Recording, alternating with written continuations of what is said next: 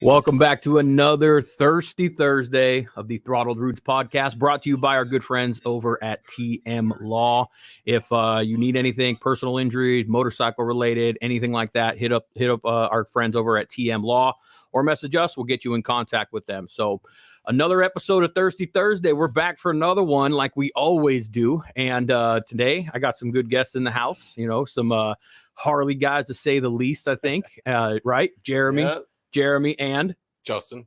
I was about to say Jason right now because I fucked it up earlier, man. So Jeremy and Justin, Harley certified technicians over at Santa Clarita Harley Davidson, right? Well, I'm actually just a service rider right now. Man, we'll just jive you up a little bit more. We'll hype you up more than what He's advanced. That's right, man. So yeah, I ain't no dumbass out there. What are we? You're an advanced service rider. There we go. There you go. Mechanically inclined. That's it. Well, it takes that. It takes that, right? Yeah. So I want to work, and that's what dynamic duo, right? Yes, that's the way it goes. So appreciate you guys coming down tonight, hanging out with us for the night, and I'm always love having just people that are just gearheads, guys that ride, wrench, kind of understand the lifestyle, because I could just sit and talk about it forever, man. I think that's why I started this stupid podcast, because I'm like, I can talk about this forever, man. So thank you guys for coming down and hanging out tonight. Yeah, of course. Thank you for having us. Yeah. First podcast? Exciting. Yeah, right Definitely. On. I love popping podcast cherries. Like, I love that. I'm like, I get to be the first, There you go. And so hopefully we give you an experience here where you're like, I want to be on another one, whether it's here or someone else's, man. So Santa Clarita Harley, that's where you guys reside as far as working goes, right? Yeah. Okay. And how long? We'll start, Jeremy. How long you been over there? So I've been there, I want to say going on a year and a half. This past November was my year anniversary there and all that. And before that, I wasn't even working on bikes professionally. I was working on Fords, unfortunately. Yeah, it's just been a process having to, change companies and going from like being like I was a heavy line tech over at Ford, and I was there for over 4 years. And so I was pretty much just pulling apart engines and all that stuff and doing all that, which it was fun. It was just, it just wasn't a good situation. Like I just got it, or my boss had taken too much advantage of me. And then it just left a sour taste in my mouth. I feel you. Growing up as a kid, I had always wanted to like work on stuff. I loved tinkering, and when I was a kid, instead of watching cartoons on the weekends, I was watching mechanic shows, So I just always wanted to do that, but I didn't really have that outlet like I did, or my dad didn't really work on cars or anything like that. So I just kind of, once I got my first car, started messing with it. I was a YouTube mechanic for a bit, and then everyone's a YouTube mechanic to an extent, man. Shit, you can find so much shit on it. It's a good reference. Yeah. I mean, even being trained or being in it for forever, I mean, it's nice to go back and like, let's fucking. It makes sure to double check, or like or sometimes I've just learned on YouTube just to like a different way of approaching it, or a different way, So I know everyone will talk, YouTube mechanic, or you're YouTube certified. Yeah, I know, but shit, I'm out here doing a YouTube channel myself, trying to provide some information, YouTube so is awesome. It's a wealth of information. And what I realize actually now with doing the YouTube, I just kind of started that in like really hit it hard in like December, starting in December. And prior to that, all I ever went to it for myself was what you were talking about, where I would just go there to get information, like how to. I mean, literally from how to change shingles on my fucking roof and shit. I mean, everything, right? But now I've realized that it's like a television watching service. It's entertainment. There's people that don't pay for cable or Netflix. It's a free. You can just watch shit all day long on that thing. Everything on it, bro. Yeah. I have a bunch of channels that I'm subscribed to on there, whether it's Harley channels. Or when I want to get a little nerdy, I have a couple airsoft channels and all that. And it's just so crazy how easily you can get sucked down into the fucking A, dude. Every like video pops up. My cousin Robert was over. He's like, "Hey, dude, you're a conspiracy theorist, huh?" I'm like, "What do you mean?" He's like, "I saw your YouTube channel, bro." And I saw your search history. That's the wrong Beyonce, Like I'll crack open YouTube for a second when I'm going to sleep, and it's just like a random Lego video will pop up or something like that, And it's just like, all right, I'll watch this and just knock out to it. Or if I'm really struggling, I'll find something that's actually boring, and you just so I have something going on like in the background to knock out to. Yep. Well, it has changed the world, right? I think it's fair to say that it's you know, it's allowed people to talk shit because you're a YouTube mechanic, but it's also opened the doors, or maybe not open the doors, but allowed people to have that information. Before, shit, all you were doing was like encyclopedia or fucking trying to hit up your friend or whatever, you know. Now everything is just at your fingertips, you know. If you want to learn something. Now what I like about it is that if you want to learn something, it's at your discretion, it's at your control. Like if you want to learn something, you can go and find whatever the fuck you want on regardless of if it's fucking working on an engine or if it's like, I mean, shit, as far as like, even for me, like just figuring out how to like maybe edit shit or how like the video cameras that I got, like when I got the Insta360, I was using that shit to try and find reviews and like which is better, the GoPro.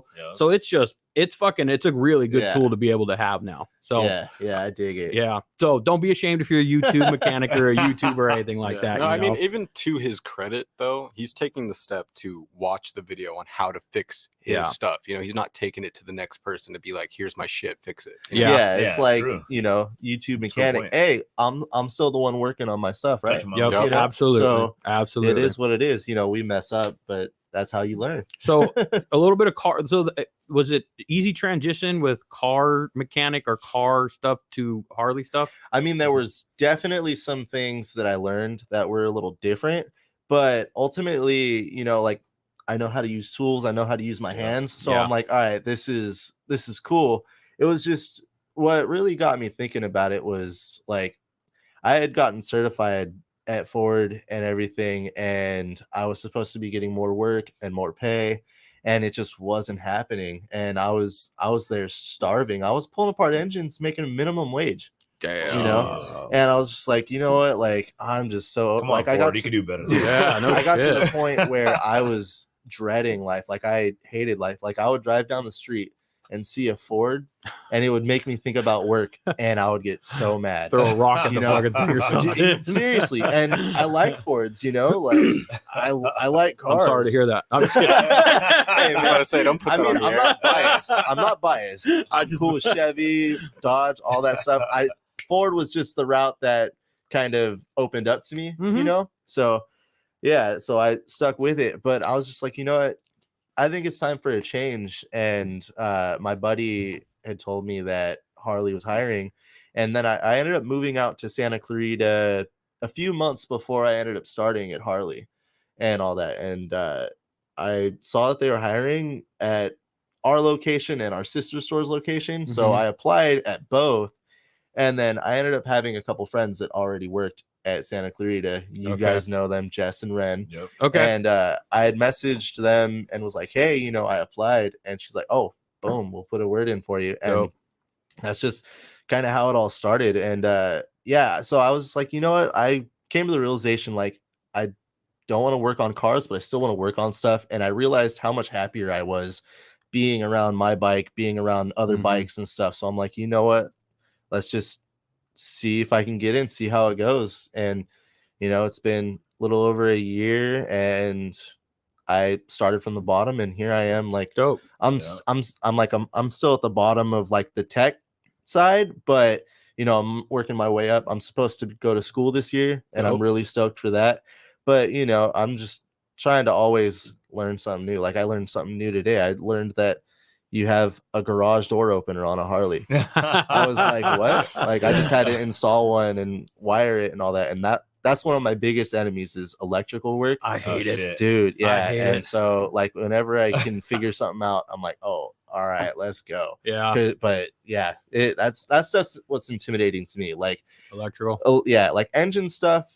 Yeah, like first time getting into it, it's gonna be a little weird, but yeah, but like once you get into it, that's just what I'm excited for. I'm excited to just be able to like pull apart an engine and have it all sitting up, just like that's you good. On the Evo build that you're doing the gasket job and all that. I was like, yeah, dude, I can't wait till like I have something like that. Like recently, I had my first rocker box job and a rear shift shaft seal job, so I had to pull the inner and outer primary and all that stuff. And I was like, dude, this is great. Like, I'm so excited. It was just so fun. Yeah. You know, I like messing with stuff. It can be, I mean, if we keep it real, the very first time, it could be, it is intimidating the very first time you crack that shit open, man. Oh, yeah. I think I remember forking the first time I took like maybe my front or rear wheel off and then putting it like taking it off, figuring out how to take it off, and then figuring out how to put it back on and get like the spacers and and then going, fuck, I got to ride this thing down the road. You're like, you're like, did that feel right? So I mean, don't get me wrong, for sure. You're absolutely right. The very first time you crack anything open, whether it's on a Harley or whether it's on a car or whether it's the fucking vacuum cleaner that you got to figure out how to fix, it's like, well, what the fuck is this? But I think if you just take you just kind of take your time, analyze it, maybe, and shit, man. We got cameras on us all. I take a picture of it before I take it apart now, so that I remember how it went back together and what it looked like. You know, especially for electrical. Take pictures of electrical, man. Oh yeah, yeah. So yeah, it's good that like it's good to hear that you have that. You gotta always learn. You know, I've been working and wrenching on Harleys for 15 years. But it doesn't mean that I'm not learning something the next time I open one up and shit. Doing that Evo. I like doing that Evo, man. It turned into like it was a rocker box. It was a base gasket. It was that. But then it was like, okay, there's a ignition, aftermarket ignition system that I had never worked on. I had the basis of it. I saw that was in there. Yeah. Too. I've seen how they work. I've had other friends like explain them, and I've kind of been around them and stuff, and I've seen them, but I've never like said it. Know how to, you know, but I have the know-how, but it's something that I learned new that time. But it was very rewarding when I was done. I'm like, fuck yeah, I got that. I fucking figured it out. I got it down, and you know, so it's a two-way street type thing. Yeah, you know? Yeah. I was stoked once I started that bike up and everything was good. Had no leaks, nothing wrong. I was like, all right. Another thing that I needed to like teach myself is how to trust my work. You know, it's like you're talking about putting the wheel on and stuff. It's like, there are times where I used to be like, oh man, like, I hope this doesn't fall apart while I'm driving, you know? Like my first time doing an engine rebuild, I had the head off the block and I was putting everything back together, and I went to go to time it, and I timed everything the way the book wanted it to, or at least I thought I did. And I went to manually crank the engine over before, you know, you trying to actually do it. Right. And I felt it hit, and I'm like, huh. And then I realized I had everything correct, except I had the crankshaft spun 180 degrees. So I'm like, so the wrong cylinders were firing in the wrong order. And I'm like, okay. So I took the head apart and then flipped it back 180 degrees, put it all back together, torqued it, and then cranked it.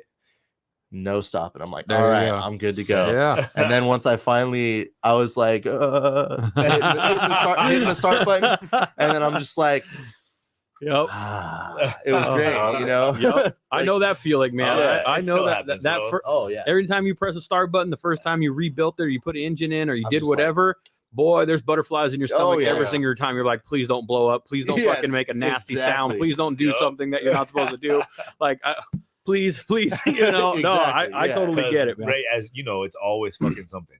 Oh, they come in for this, and it ends up being this and that, or that. And you know, it's like it's constant. That's the saying around the shop. It's always something. Always is. Like that Springer that I've had in my garage forever, bro. I finally got it. I was gonna ride that thing. My plan was to ride it yesterday, right? Yeah. Cool. I was all done. I was like, fuck, all right, sure. Now I just gotta put the dash on. Let's fucking go.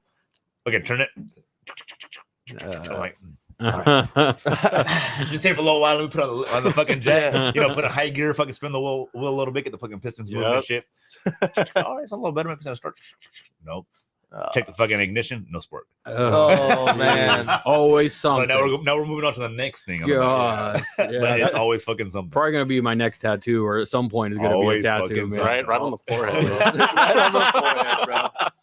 No shit, man. So put it like on the inside of your hand to remind yourself. Right? Like my brother, he's got it. My brother used to drink a lot of beer, and he had it tattooed on the inside of his fingers. beer here. I was like, nice, bro, nice. The one that I remember from back in the day, Jesse James, he got like a palm tattoo that says "Pay up, sucker." Yeah.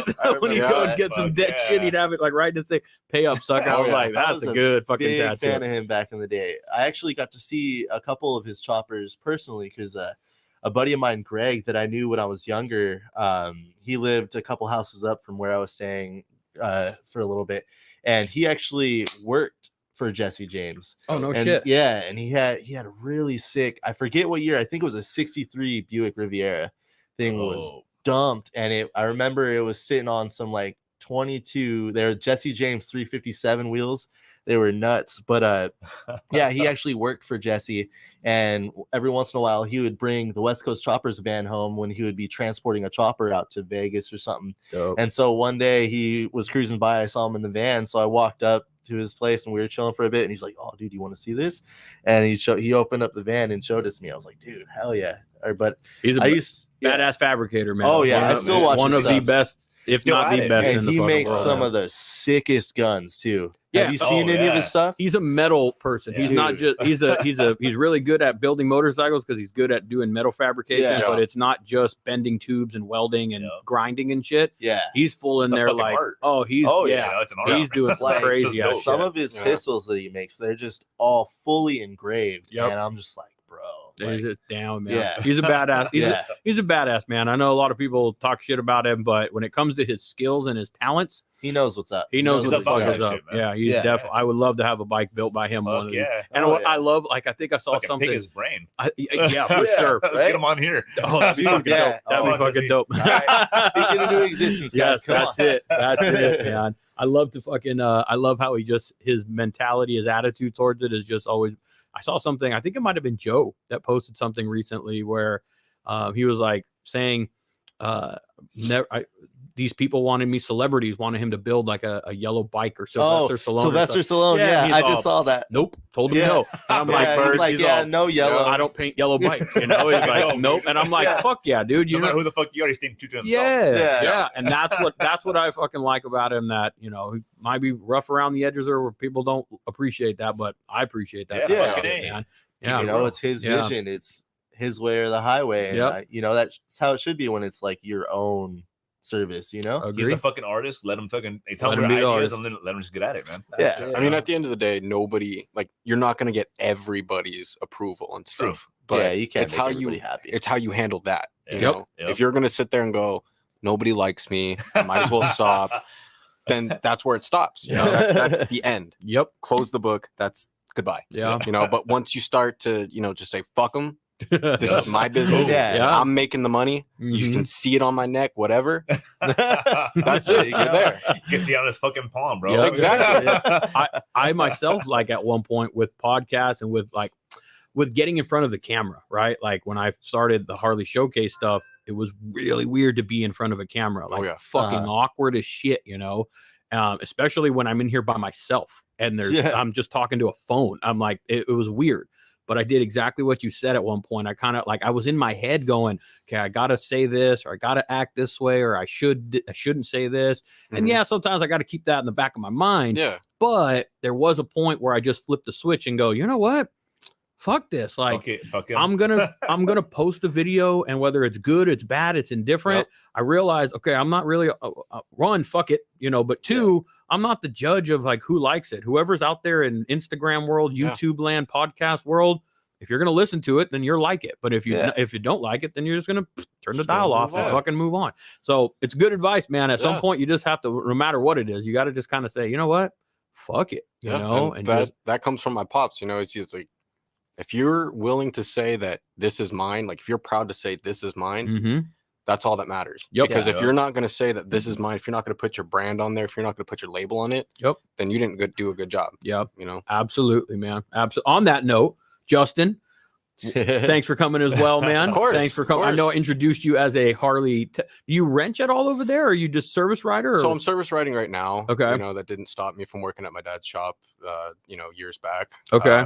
Harley shop, car shop? What? It was more of a custom shop. So he would work on just classic cars, doing a lot of fabrication for the bodies, restoring them.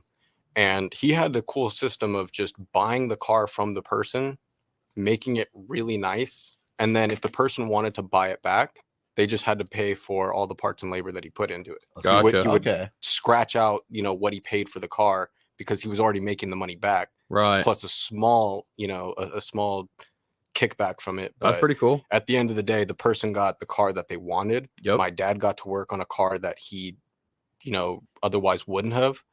And he got to do something cool for either a friend or somebody that, referred his business to somewhere else. That's cool. That's cool. Shop still around? Shop, it's not really still around. It's gone through a couple name changes. It's gone through a couple owners. It's been passed down through him and a couple other people. But where's it at? It's over in Tulsa, Oklahoma.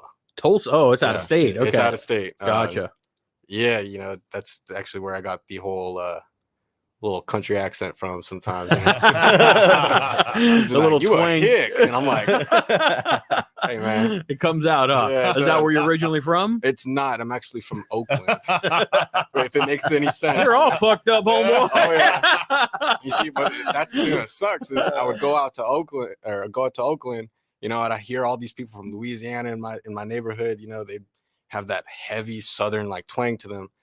Or it was just that hood aspect, I'd go out to Oklahoma and then they had like this Midwestern accent and they'd be like, well, you from the South? And I'm like, nah, I'm not from the South. I'm actually from California. Dude, I get that though. One of my buddies at Ford, his name's Reno. And I used to always, obviously call him Reno, Nevada.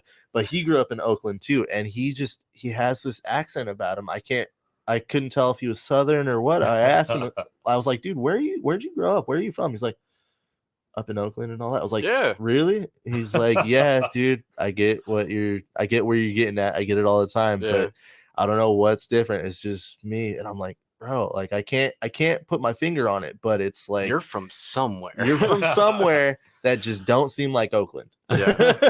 I have a friend that's from England. He says he's from Texas. Where's that accent from? He's like, Texas. I'm jealous. My mom's fiance is from London, and he's the funniest old dude ever. It's awesome. He like, or when we have people over at the house, we have a pool table and everything in the back, and there's like a roof over it. It's like an outdoor patio, but we have it all lit up with like a sound system and stuff. And party at your house. Oh yeah, you guys are always welcome. I've been trying to get this guy to come over and shoot some pool too, but I got a fiance. I told you she could come over too, bro.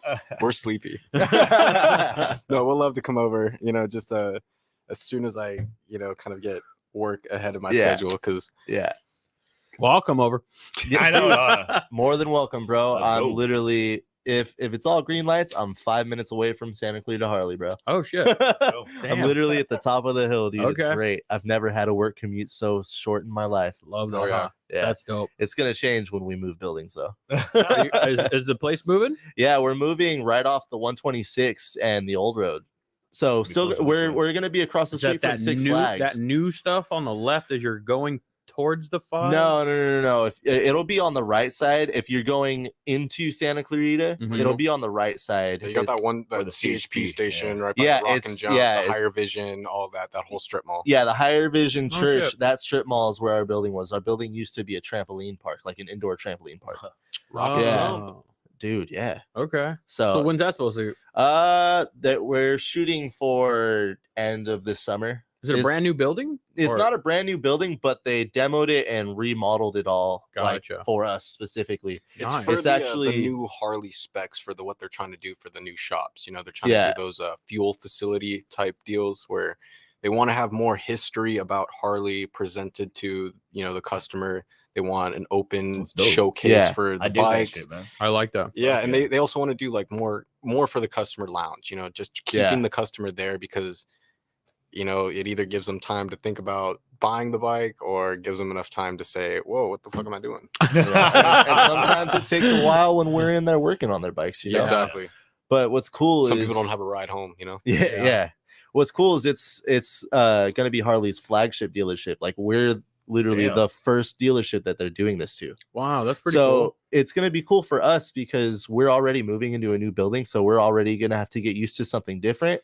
But it's going to suck for those dealerships that have been doing their thing for years and years and years. And now all of a sudden they got to change how they What they have currently everything have, up. yeah. So Gotcha. they're gonna have to change up. So this is a thing that's going to run through Harley dealerships. then. Yes. This is just kind of because Harley's, although independently owned, I guess, like by owners or whatever, by local management or whoever buys the name or the rights to having that one, they still fall under the umbrella of Harley Corporation. Yeah, like Harley came in and saw the building and designed it how they specifically wanted to, and then once it was all approved, then they went in to demo it and rebuild it. Gotcha. And that's another crazy thing. Like I was in the parts department, like a year ago, and we would put parts next to other parts, and my manager would come in being like, "Hey, those two things can't be next to each other per Harley guidelines. Like they don't like our seats next to a LaPera seat, Oh yeah, it's that makes sense. Yeah, I get it. Yeah, but when we're trying to put our seats together, it's kind of a pain in the ass. They're very specific. I totally get. I got slapped on the hand recently because I referred to them as used,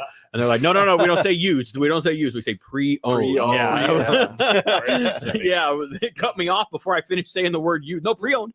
Yeah, you touched on a little something with Harley. Dude. Like a lot of there's customers that still think that Harley dealerships are owned by Harley Davidson. Yeah, that's Harley Davidson doesn't have their own dealership. Yeah, and they're all individually owned, like you said. So you get one customer coming to this dealership saying, "Hey, dude, I'm trying to return this here or there." Like it's a different dealership. It doesn't work. Sorry. And that's the thing that sucks is you got to look at them straight in the face and go, "We're not the same." Yeah. And they go, "What do you mean you're not the same? It says Harley," and it's like. Yeah, but have you ever seen Terminator? That's our owner. That's our owner. Like they're owned by different. He's actually inside. Go get autograph. Yeah. I try to refer to it as like kind of a half brother situation. We've all got the same mommy, but we've got different daddies. Yeah. That's a good way to put it. That's a good way to put it. Yeah. No, it's absolutely true because I've visited many different Harley dealerships. And although, under this, you're going to see, I guess, the same models or you're going to see the same type of bikes because it's Harley. They're all decked out different. They're all kind of, their own version of whatever that person or that owner put. Like San Diego Harley, that thing's all like military based and like because it's all down in that area, right? Pendleton and all that. Right. Yeah. So like, but that's don't drink the water. Owner. Yeah.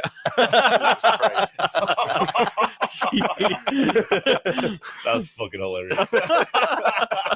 Okay, Justin. Well, you fucked me up with that.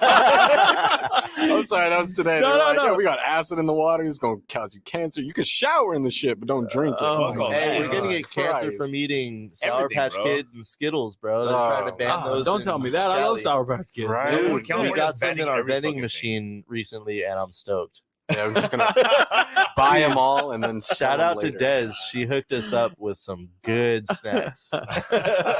Shit, man. So service riding, I'm very curious in that type of thing. You guys so someone brings their bike in, they just kind of like either ride in or they make an appointment with you, and you're the one that's writing the estimate, or what are you doing? Like how does that kind of break down for you? You're riding the job out? Yeah, so basically, like I'm still in my probationary period, so forgive me if I kind of butcher this, but essentially, if whatever you tell me, I'm gonna believe. I don't know. I got your back, bro. I'm here with you. There you go. Yeah.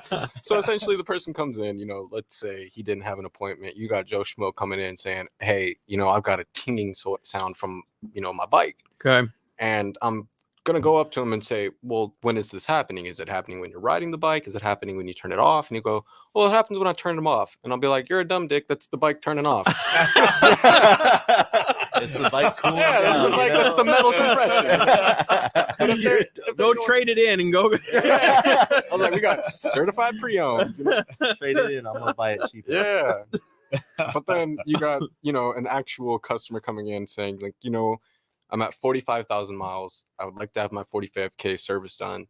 I did notice that the tires are a little bit low. You get somebody who knows exactly what they're talking about. It makes my job so much easier to just write down all the notes, put in the work, give it to the foreman, have him, dole out the work to whoever's going to, work on the bike, whoever's got the time. Okay. The only problem is just I want to make sure that nothing gets fucked up. I don't want my manager coming in and saying, hey, you fucked this up so badly that now we have to comp him and we're getting rid of you. Well, you gotta remember that, service writing, the document that you're filling out is a legal document. The customer has to sign it. They have to agree to the estimate. There's obviously laws that you have like a little bit of a wiggle room to make a decision. Like say, hey, dude, we need this one part that we didn't put on the order. That it's $5. Okay, we're gonna make the executive decision that it's $5. This is what it is. We'll take care of it. Because shit, I'll put it out of my own pocket at that point. If I fucked it up, that's mine. You'll take care of it. So as a service writer, you're building the work order. Yeah. You're taking away any guess from the technician. So when you're putting it together, you're trying to get as much information as possible at that first encounter, with the customer. What's it doing? How when is it doing? At what speed? All that type of stuff. And at the same time, you're doing your walk around. So you're checking tires, you're checking brakes, you're checking, making sure all the electrical works, making sure that everything works on the bike. Because if you send that back to the bike to the back, all of a sudden technicians, hey bro, did you put, it needed tires on the fucking work order? Yeah, if you forgot that the brakes were ABS, that turns like an hour job into an hour and a half. Yeah. And it's a huge price difference. Went down to an hour and a half. I quoted you 156 and you come back to me saying, oh, well, my bill says 250. Yeah. Well, that's because, ABS I fucked up. Because, I gotcha. And that's the worst is going, hey, I fucked up. You owe more money. Yeah. And not only that, you're the liaison, bro. So you're the liaison between the customer and the technician. Yeah, I was just going to say so one thing that Santa Clarita Harley has that's fucking dope as shit is See It Now. So See It Now, the technician can actually record themselves, and hey, Bo, Mr. Customer, my name is technician so-and-so. I'm about to start the work on your bike. Before I get started, I just want to point out blah blah blah blah blah blah blah. Right? You also need this. I'm gonna go ahead and pass you back to my service writer. They'll be in contact with you soon. And boom. And then then he'll call and say, hey, dude, you saw the video from the technician. And, so firsthand, this part is fucking broken. I got you. We recommend you fucking buy it or fix it. I saw that actually, and I was tripping out on that. I didn't know if that was just a buddy of mine. He posted something about his clutch, and he's got a hydraulic clutch. Yep. Yeah.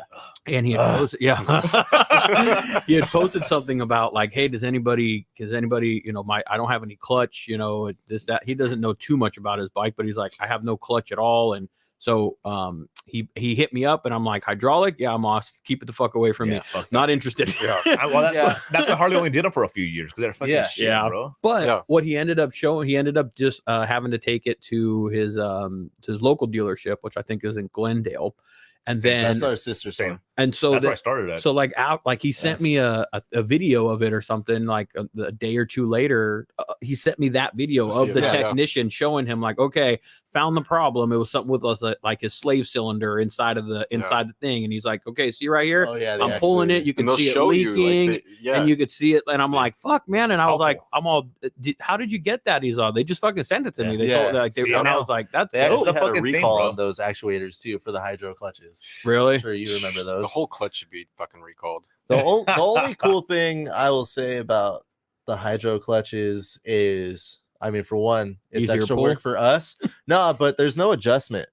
You don't have to do a clutch adjustment. Yeah. There's no adjustment. Oh, it's just like bleeding brakes. Exactly. You bleed the brakes. But but the thing with that fucking clutch, though, you don't get the consistency as a cable, right? You set the fucking cable and you know what it is. Yeah. The hydraulic clutch, like, oh, it's a little fucking stiff today. Can go from like here to there. Hey, real quick. Shit. Today's a fucking nice easy day. Then you go on a fucking long ride and you're like, what the fuck? Yeah, I had some of my buddies come to the shop the other day. A family friend of mine, he passed away within the last 6 months, and one of our friends ended up inheriting my friend's bike, and he actually brought his bike into us for like a sales inspection. Like he wanted to get it appraised, and then it just took a little long, so he took off. And then shortly after he took off, he ended up getting rear-ended and all that. He was fine at that point, but the bike was a little wrecked. And so recently one of my friends calls me. He's like, hey, I did this. I installed these speakers and all that to this bike. And I was like, whose bike is that? He's like, oh, it's so-and-so's. And he's like, yeah, brother who passed away. I was like, you realize the brother who passed away has known me almost my whole life, right? He's like, oh, duh. But anyway, I was just like, it was kind of trippy to be like working on his bike. But he comes in and it's got a hydro clutch on it. And this dude, he rides a Softail it's a Softail Deluxe and all Okay. that with like apes and all that. Yeah. Yeah, it's pretty That's my sweet. shit right there, bro. You know, It's pretty sweet. But We're he's working got on a that. We're trying to cable get him on clutch. Dino. Right? I'm down for it too. I bro. know. Yeah. I've held out because I know I'm gonna be an asshole on it. I'm an asshole on mine. Yeah. I feel like I'm losing power in it. And Oh. my, I my think sister I'm just bought. just getting used to it. My sister just bought a dyno, bro. You know, I'm gonna have to test ride that thing. Yeah, what'd you buy, by the way? I think it was a Street Bob. Street Bob. Yeah. What year? Check it out. Newer? I don't know, man. Newer? I got a 13. Like Street Bob. M8 Yeah, I was about newer to say, is it an or M8 or I'll tell twin you cam right. newer? It's a twin cam. It's a 2017.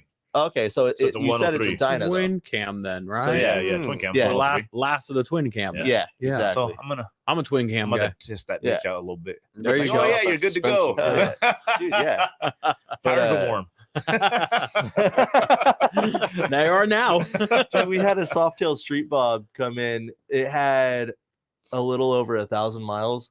Rear tire was done Just burning out, done. just smoking. Yeah. and all that. And like he traded it into us and all that. And we just, you can see up under on the underside of the rear fender, just caked with Oh, rubber and yeah. stuff. Yeah. Like my guy, what do you do? Well, Did you even break this thing in right? Yeah, he He's did. coming in. This thing is mint, dog. Everyone's like, you gotta ride it like you stole it. It's like, Yeah. yeah, I mean, you want your motor to last or what? Yeah, there is a This break. guy There is a actually break gotta in period. break Dude, it, man. yeah. I It learned about that back when I first started riding Harleys. I had bought my first Harley, was brand new. I bought it from Glendale, and it was a sporty.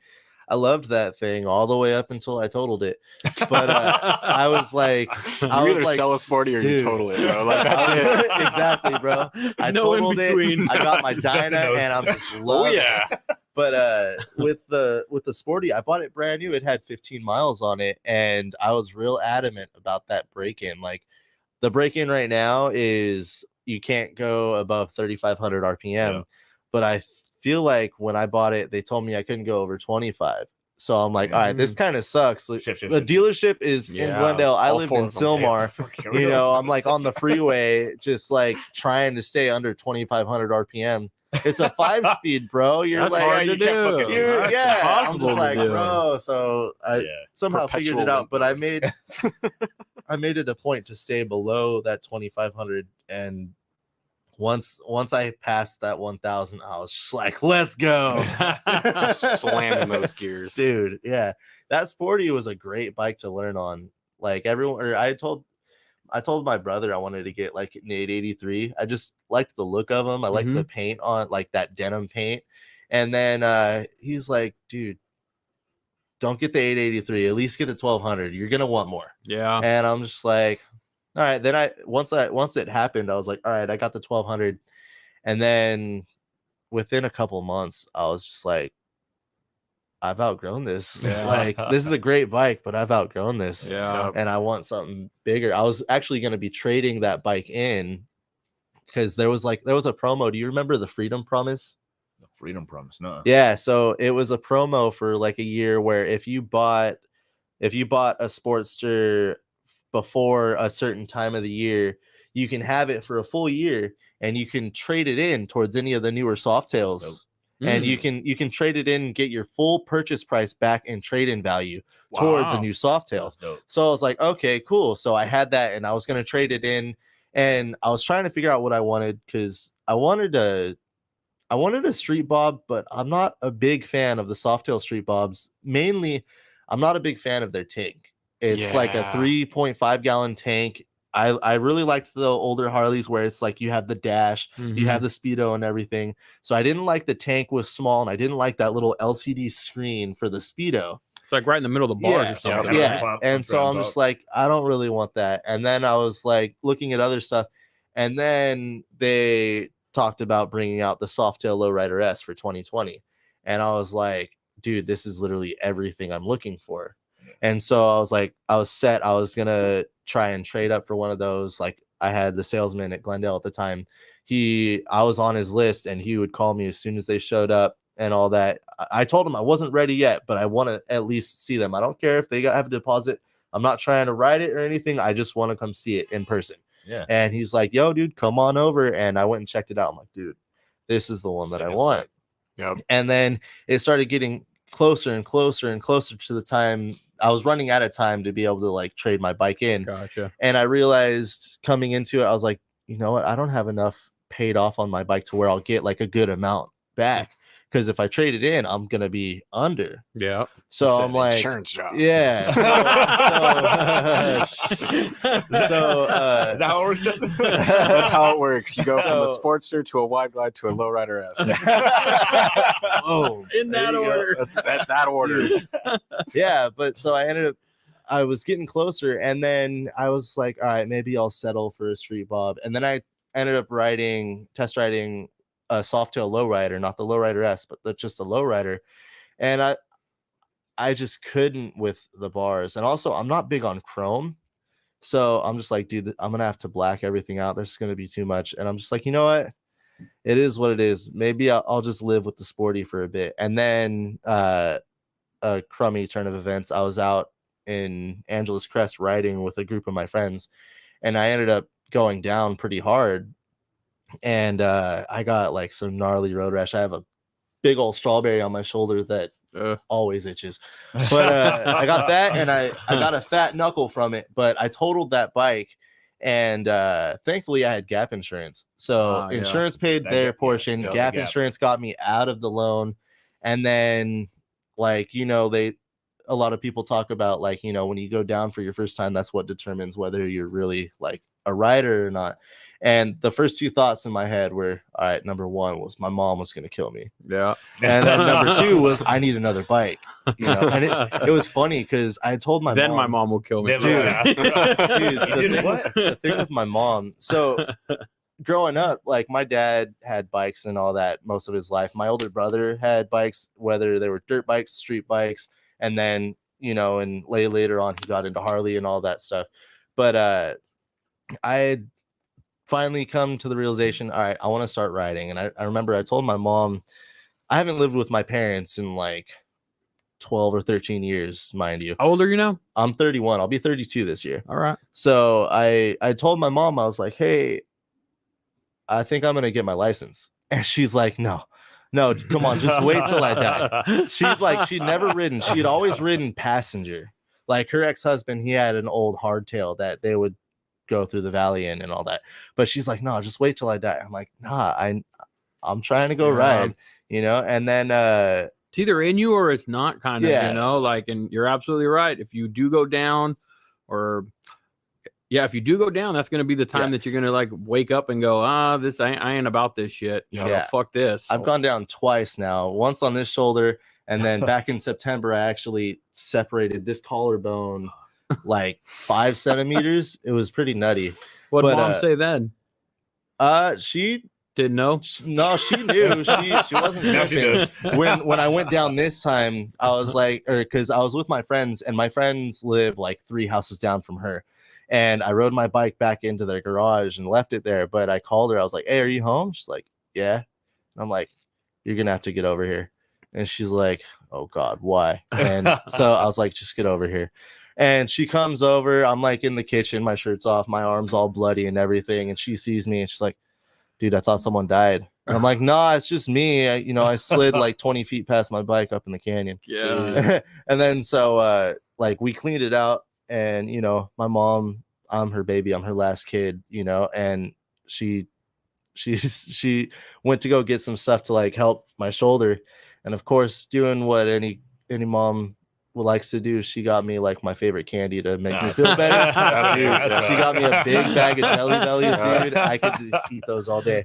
But back to what I was saying with her like tripping on me, like when I got my first bike, I called her up. I was like, hey, where you at? And my mom's into horses. She rides every day and all that. And she's like, oh, I'm down at the ranch. I was like, all right, cool. I'm going to come see you.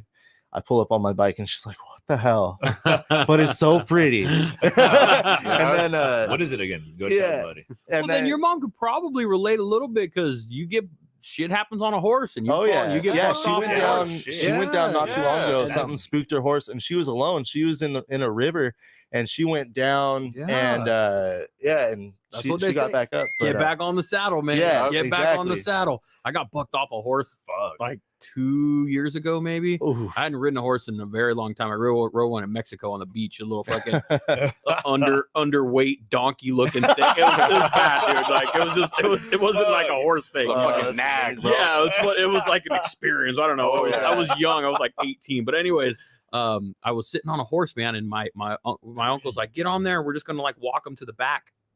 I'm like, okay, I've never done this shit, but all right, let's go.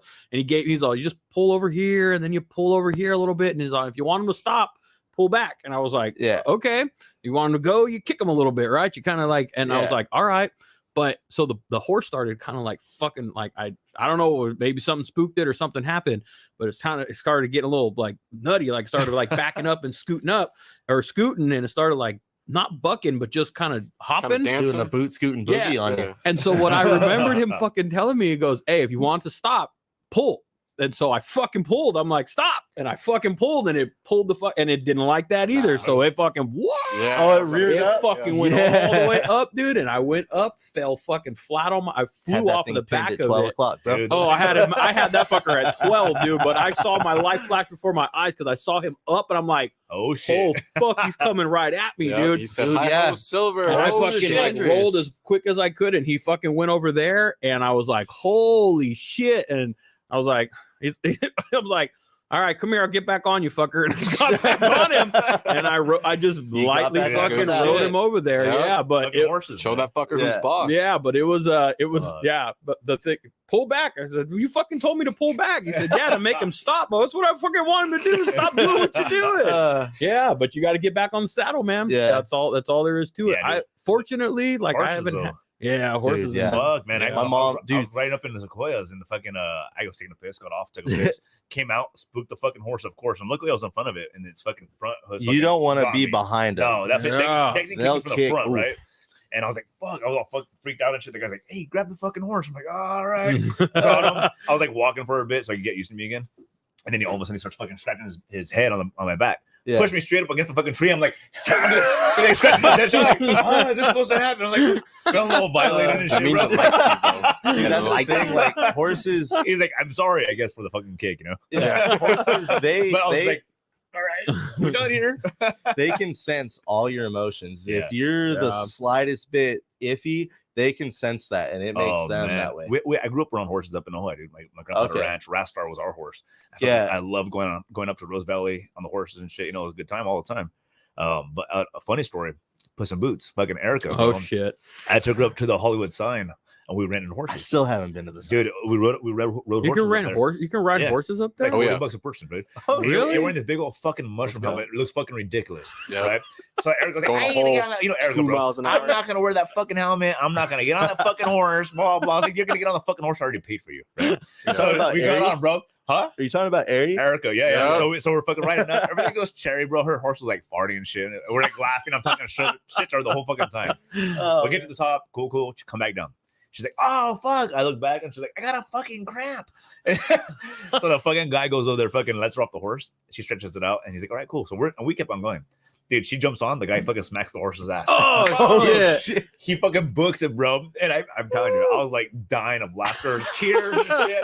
Because picture Erica on a fucking horse with a big old fucking mushroom helmet, white, right? And she's coming, passes me, dude, like passes me, bro, and screaming. "Ah!" Dude, I was like, oh, I died of laughter that day, bro. And her horse just like stopped to get some line, like, I'll calm, dude. And she was like, you motherfucker, this and that. Oh, that's funny. That was a good time. Horses are big sons of bitches, man. They're big They're a animals. lot bigger when man. you get up next to them. Yeah. Oh fuck yeah, fuck dude. yeah, man. They are fucking Strong no motherfuckers, too, fucking man. joke, man. Yeah, it's funny though. Like growing up, my mom was always about them, but I've only ridden a horse maybe 3 times in my Oh, life. shit. Like, I've only ridden once without being led by the rope. You know, it's just my mom always invites me, and I don't know why I just haven't gotten Yeah, into It's it. awesome, you dude. know? Honestly, I love riding horses. Bro, dude. the last time I was But- on a horse was at a carnival. I was like 6 years old, just pulling the pony around in a circle. That's Dude, it. I'm good on my steel horse, man. I'm That's good. what I'm There you saying. go. I like iron horses, baby. Yeah, That's, there you I'm more. Well, That's more my style. Oh yeah, my horse is constantly farting, bro. Yeah. Yeah. But what's cool about that though is like fast forward. This was like 2019 when I had got my license, and she was tripping. here my mom is now. She's about to be 70 this year, 69 or 70. Still doing it. She got her motorcycle permit, bro. Oh, yeah, dude. man. That's fucking dope. So my roommates, all of us ride. Like right now, there's 5 motorcycles in the garage. There's 4 Harleys and a Triumph. And That's all right. my roommate, she rides a Sportster, and she had gotten it a couple years back, and she had that Sporty. It was her first motorcycle. Just got her license. She had it for a couple months, and then rode that thing out to Sturgis and back. Dope, dude. Yeah. And so once I moved, well, there you go. You can do Sturgis on a Sporty. Don't let it was a 1200 custom. Don't let anybody tell you it's a Sporty. You can't make it. You can't do it. Yeah, she did it twice. Fuck yeah. They went last year too. Dope. Yeah, but I'm trying to go this year, not during Sturgis. Pinning the throttle like it's a fucking I want to go. You know? I've never been, but I want to go. I know some friends are like trying to plan a trip this year, but I don't think I'm gonna be able to be part of it. Like I said, I can't take any more vacation really because I'm trying to save it. I'm trying to go to Colorado for my birthday this year. Dope. So riding or just no, just my best friend lives out there, and he wants me to come out and hang out. There's an artist that we like that's going to be playing at the Red Rock out there on my birthday. Who is it? Have you ever heard of Dermot Kennedy? I have now. He's actually really good. He's like an indie artist, but he's from Ireland. You know, it's like he's got some upbeat music, but most of his stuff is sad boy music, you know. But it gets you in the feels, you know. But yeah, so I'm just trying to like get all that squared away, and I have a week of vacation saved up, and I'm just trying to make sure I have enough time for that trip. Yeah. And then whatever else comes along the way after, I'll try to make it work. I feel you. But yeah, so I'm just trying to do that.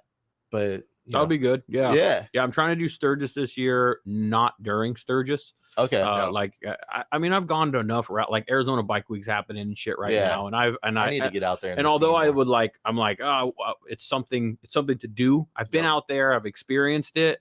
The rally portion of stuff, I'm well past. I think I'm well done with. Like, I don't have to do the rally shit anymore. I don't need to fucking ride that area. Like being out there at Arizona Bike Week would be cool, but I don't like. I have no interest in going to the Westworld shit where the concerts are and the vendors are, and Cave Creek is cool, but I don't have as much interest in going there. I want to, maybe hit more of the fucking dive bars and the shit that like, and some riding that's around, like going to like Tortilla Flats and going to like, hitting some areas that are fucking, that are nice riding and shit. Yeah. That's why this year if I do go, I'm fingers crossed that I do.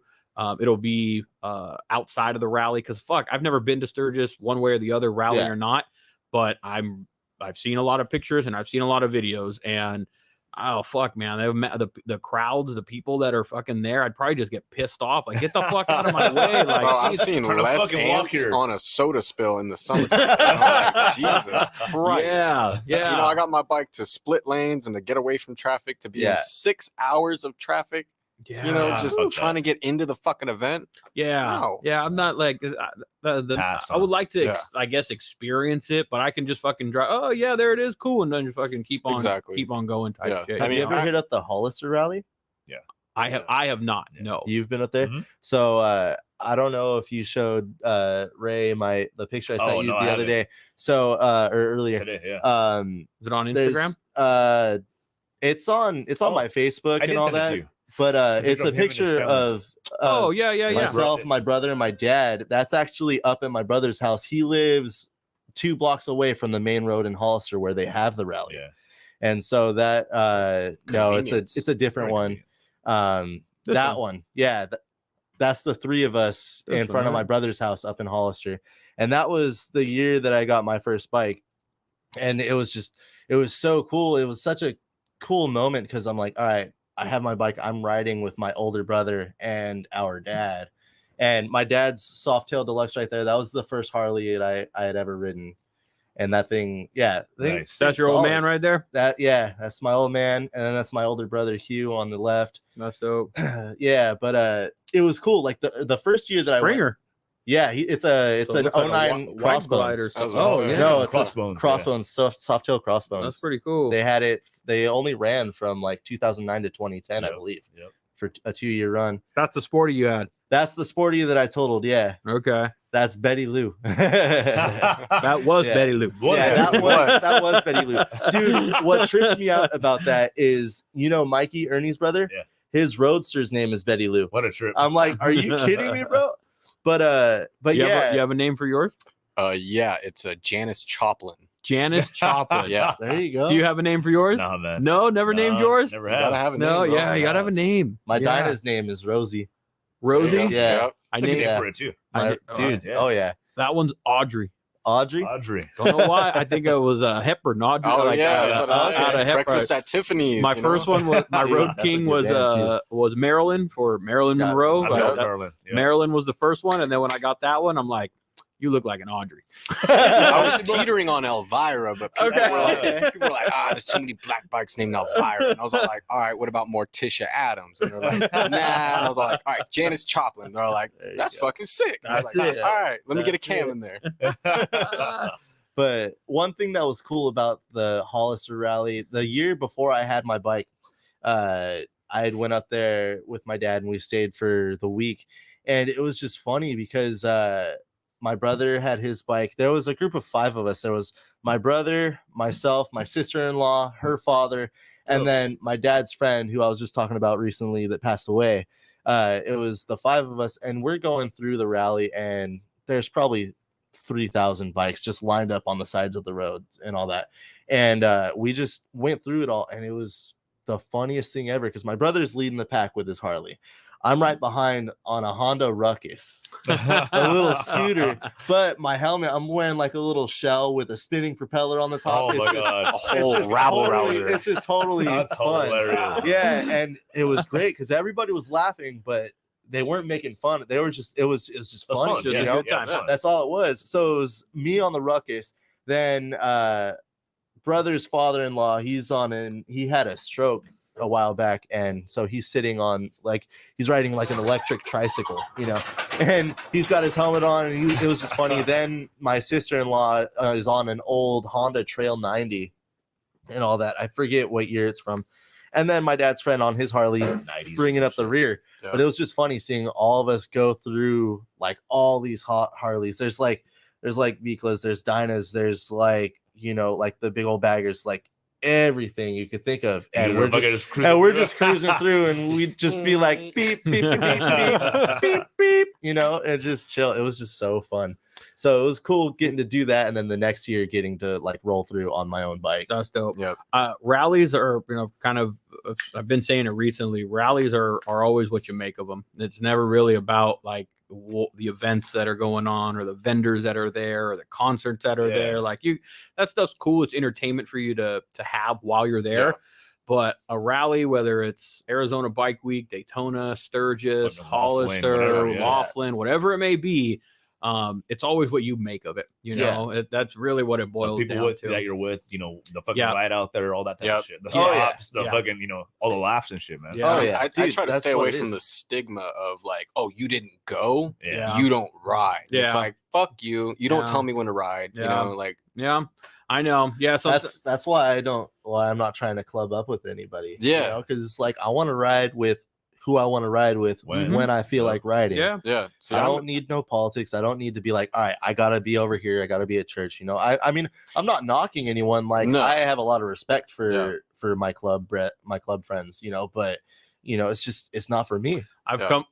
come from it. I've been Okay. in it, and Yeah. I've done it, and a high degree of it, and that is. I miss it.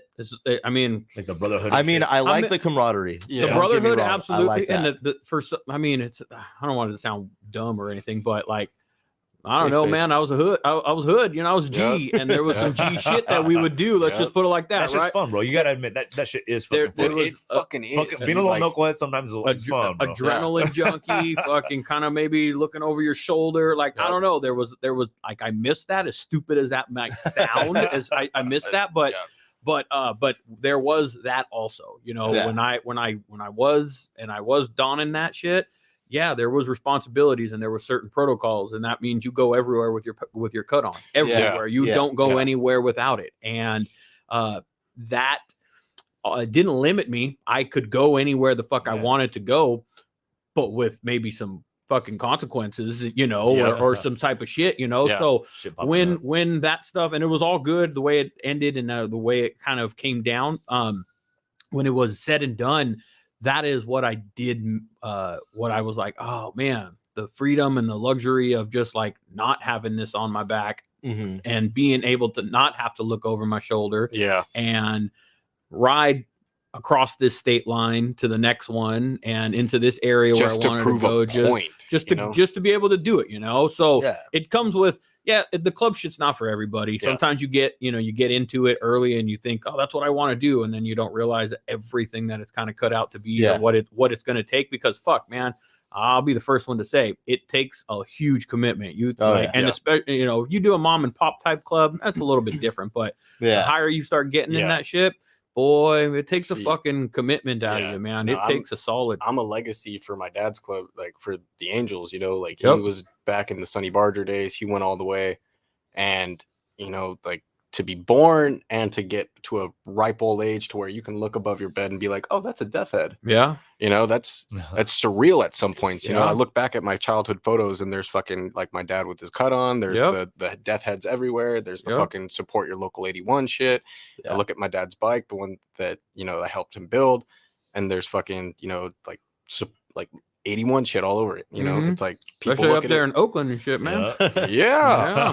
When that was the biggest thing for me. Why, like, my dad and I, we don't really speak anymore. You know, those are your roots regardless. Those are my roots regardless. You know, like every time I see, you know, Hell's Angels come into the shop, I'm like, oh, you know, what if, you know, like, there were so many days where he was like, you're going to take my spot, you know, this is what I had you for, you know, and I'm like, legacy type stuff. Yeah. And he's like, you're my youngest.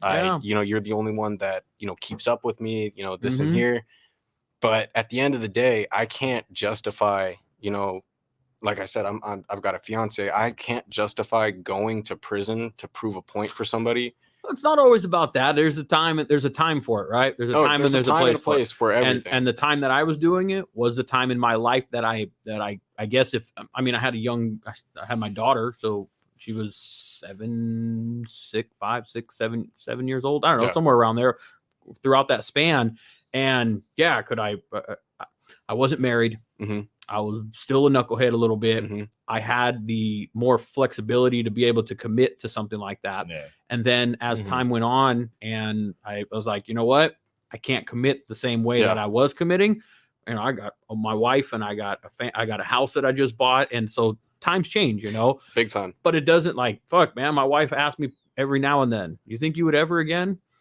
Yeah, maybe when the kids are not gone, but I mean, they're off on their own, and like, and I'm, you know, I'm just, you don't have to be of a certain age for it to happen, you know. No, it's like I've done my time, like as a kid and everything. You know, I did my stupid shit. You know, I did the drugs I wanted to. I did. You know. How old are you now? I'm 22. Shit, man, you're a young motherfucker. Oh, yeah. Old soul. My dad is actually the old soul. 70. He's turning 76. How young he was. Okay. And ever since I was like growing up, so I'm from West 73rd in Oakland. You know, 7 Trees. I grew up in the fucking hood. Yup. And I was the only white boy out there. And my dumb ass, you know, I'm coming out there in a fucking Boston Bruins jersey, and they're going, you know, like, that's the wrong fucking letter, you know. Like, I got my shit beat up, and I'm just sitting there going, I just like hockey. And they're going, oh shit! So you're not trying to say anything? And I'm like, no, I like Boston. I like them. And they're like, yeah, it ain't even red anyway. And I'm like, dumbasses.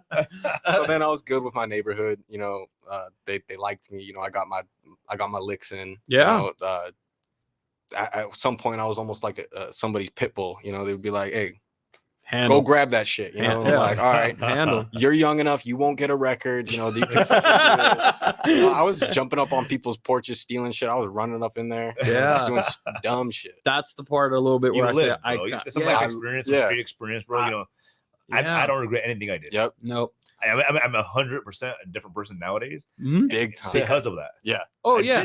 did all that bullshit. See, I get sick whenever I like think about taking something that When without permission. You Yeah, know? exactly. But when shit pops up and things will get live, it gets exciting sometimes. Your blood just fucking starts getting fucking. Oh, yeah. pumping. You're Just like, all right, today, bro, we had let's some fucking go. dickhead coming in yelling at my other service rider, you know, saying like, "Oh, you said this and this and this." this morning. And then it was like, okay, if you really like break down what you're saying, there's no fucking possible way that my service rider would have said that to you. Yeah. You're saying you don't want to talk to him. I guarantee he doesn't want to talk to you. Yeah. You know, so it's like, Dude. you feel that liveliness coming about. You I know. It's like you want to fucking pop off on him. You want to, you want to throw a swing. Foreman you was wanna about to pop off on him. I Yeah, heard you that. want to go back to those old days Oh, where damn. you could just, fucking Bro. mollywop someone. But there's customers. We're gonna go ships hard because there's politics they have to play because it's a business, Yep. right? Yeah. So I have fucking customers that I still have on my list ready to. yeah, Ready to.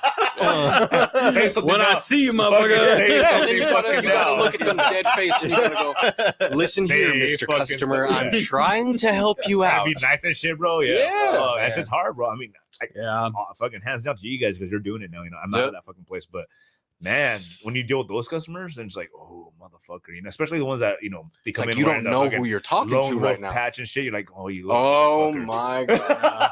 Yeah. What's the And old they get the saying, side man? rocker that Oh, says this- no club. Yeah, didn't this dude try to like claim something, but he's like not affiliated. He's just a supporter. Yeah, dude, he was wearing all this like. Those are the Uh, He was worst. wearing all this support gear, and he was like saying, "Oh yeah, like fuck you, like I'll get my shit done somewhere else." Little does he know, homegirl Yeah, is not clubbed up with anybody. Is not like Yeah. in the scene, but the people in that club that would fucking lay down their shit for her. Oh, bro, you're talking to the like- wrong one. Oh, I feel you. man. I feel you. Yeah. Happens. It happens, It man. fucking It happens. certainly happens. It's the what do they say, man? You can take the homie out the hood, but you can't take the hood out the homie Yeah. type thing, man. Yeah. I'm like Danny said, I'm older now. A lot of that shit is giving me experience I'm 40 now, and a lot of those experiences and those situations allow me to work through shit Yep. now in a different way. So A lot more it's patience and shit. a lot more Yeah. patience and a lot more like, okay, I looked up to like OG style guys. I looked up to other, older guys that are like, oh, I see how he handles his shit. He can have the fucking utmost. He can still get every ounce of respect out of fucking somebody Yep. and not have to throw a swing or Yeah. do any of that Yeah. shit. You don't have to. Yeah, you don't have to fucking act hard. To be No, hard. You know what yeah. I'm saying? So all those experiences have got me to the point that I'm at, and I still got ways to go. Shit, I ain't fucking perfect. I'm still We're all learning, fucking and I'm growing still bro. doing all that And who shit. wants man, to but- be perfect? Yeah, Yeah, but there's no fucking such thing. No. yeah, I know some of my he's the only perfect one. That's right. yeah, that's Amen. absolute truth, man. Amen to Yeah, that, brother. yeah. Some of my family, they're like, why did you do that? You're hanging with this crowd, and I'm like, you guys see them as that, I see them different. as brothers and family, Yeah, like, and I different. see them as like a Yeah. different perspective, and I gained a whole lot from it, man. I gained like a certain level of, I see things different. You know what I'm saying? Like, not in a bad way. Sometimes I command a little bit. I think I command a little bit more respect that I want because of that, and that Mhm, that mhm. doesn't always Been there, done that. yeah, You know, type shit. yeah. But it's good to have those type of experiences. You kind of need them, because if you're just like my wife knows she's sheltered. She was like not bubbled, but she didn't grow up like I did, Yeah. rough and Yeah. stuff, Oh, So, Suburbs. yeah. Yeah. So she doesn't know that type of They wouldn't of understand, way, bro. They wouldn't understand. You know what I'm saying? It's just, so- it really truly is a whole different. And when you life. hear footsteps behind you and you whip back, some people don't understand, why that happens. That's Oh, just yeah. a muscle reaction. Absolutely, man. But I'm older now. I like to first have, hey, I like to have words with you before I go and throw hands Let's with you. understand this shit. Let's Yeah. try Yeah. and rap first, Yeah. because I want to make sure that if I'm gonna fucking come back out, you make sure that you're fucking. It's worth it. Yeah. You know what I'm saying? Yeah. yeah. I'd rather have that conversation with you before I have that conversation with the judge. Yeah. Well, Well, Oh. men can still do that shit, Yeah. man. Men should still be able to do No, they it. should that's be what- able to no. still do that, but nowadays it's all like, oh, well, fuck, you touched my shoulder, assault. Yeah. Oh, God. Everything's a lawsuit. Nobody wants to work. Nobody wants to do any of that shit. They just want So the world free is handout. just so fucking soft now. Bro. Yeah. Or Especially you here get in or you Cali. get the other end of that where it's like I tap you, you pull out a gun. Yeah, You know? yeah. You got people that are way too hot, ready to pull the gun. Yeah, you know, it's like it's like I don't carry mine, you know, in order to scare somebody. I carry mine in case you have yours. Yeah, protection. Yeah, I mean, Protection. I'll throw hands with you 100%. all day. You know, 100%, too bro. many people are afraid to get their asses handed them Yeah. nowadays. Oh, you know, it's dude. all a fucking ego thing. It's like, Yeah. oh, well, you beat me up. Well, I'm gonna go to my trunk and get a gun and shoot you. Yeah. Now there's somebody, just like, fucking there's get a up, mother fucking who take lost the her L. son. Hey, fucking get up and try again. Yeah. If you're that mad still after you got your ass fucking beat, let's go one more time at least. Yeah, or You know? learn how to fight. Yeah. Shit, I got my ass beat back in the day. Don't trust happens. me, man. It I happens, fucking bro. picked on some Yep. fuckers bigger than Did me. you ever Like, did you ever realize once you get in a fight,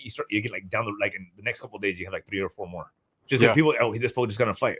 And then all of a sudden you're fucking fighting. everybody like, wants. everyone Yeah, wants a everyone fucking wants piece. a And then it piece. dies down for a little bit, and all of a sudden you're in another fight, and then 3 more. In the same Yeah. fucking Usually week. it's Yeah. usually after you lose that It's first like, fight. what the Though. fuck? It's like what the fuck? All right, let's go then. Yeah.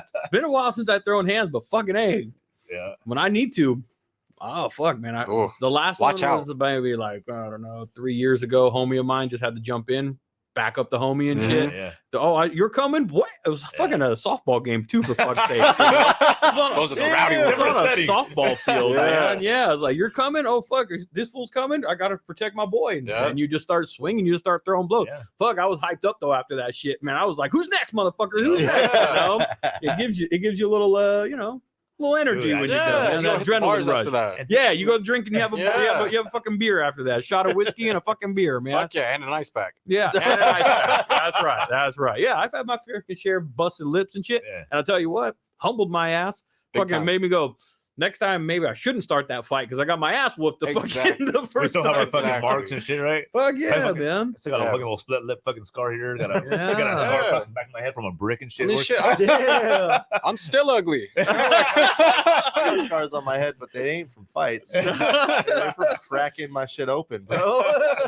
It happens, bro.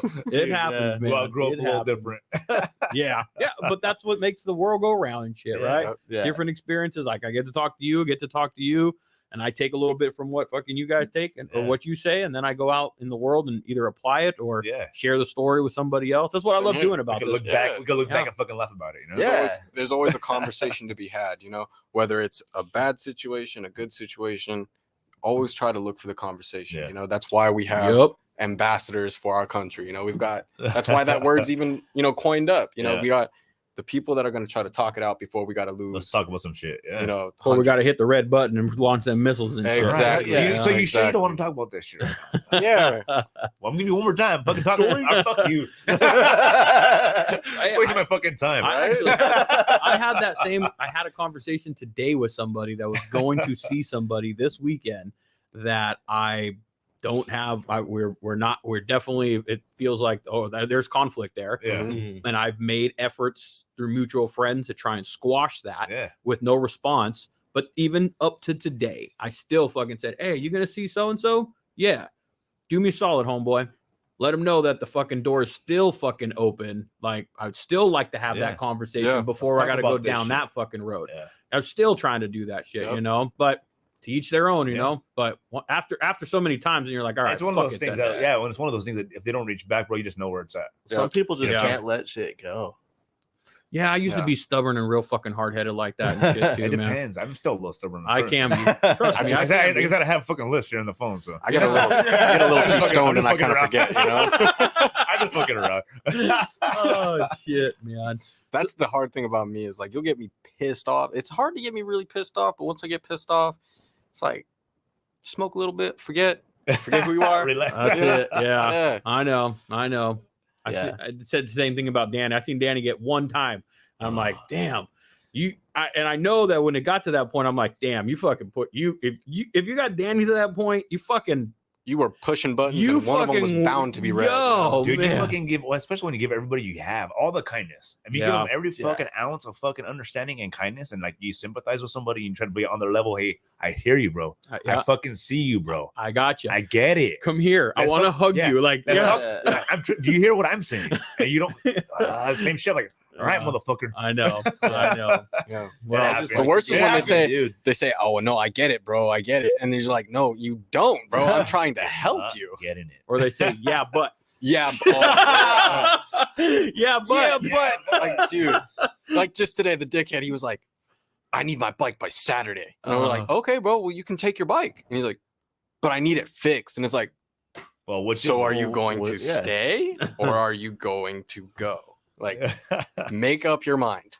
A bike is not that big of a fucking deal to like, yeah. No, CVO owners, bro. CVO owners. No, if shit happens, Yeah. if shit happens, you have to fucking understand. Sometimes things take a little fucking longer, especially if you're rolling. You don't have a fucking appointment or parts. Sometimes you don't have control of all your fucking parts. You have what you have in the shop, and if you don't have it in the shop, guess what? You have to fucking source it.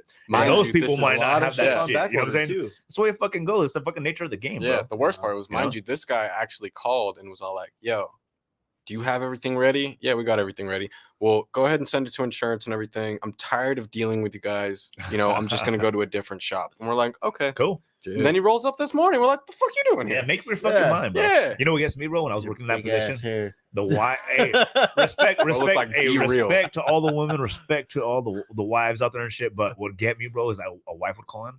Is my husband's bike done? Oh, why is it not done? It's been here for this long. I'm like, is your husband there? Oh, Can I speak? God. Oh, wait, it's because I'm no. I just want. I'm gonna tell you, but I don't have to say it twice. I want you guys to understand what's happening here.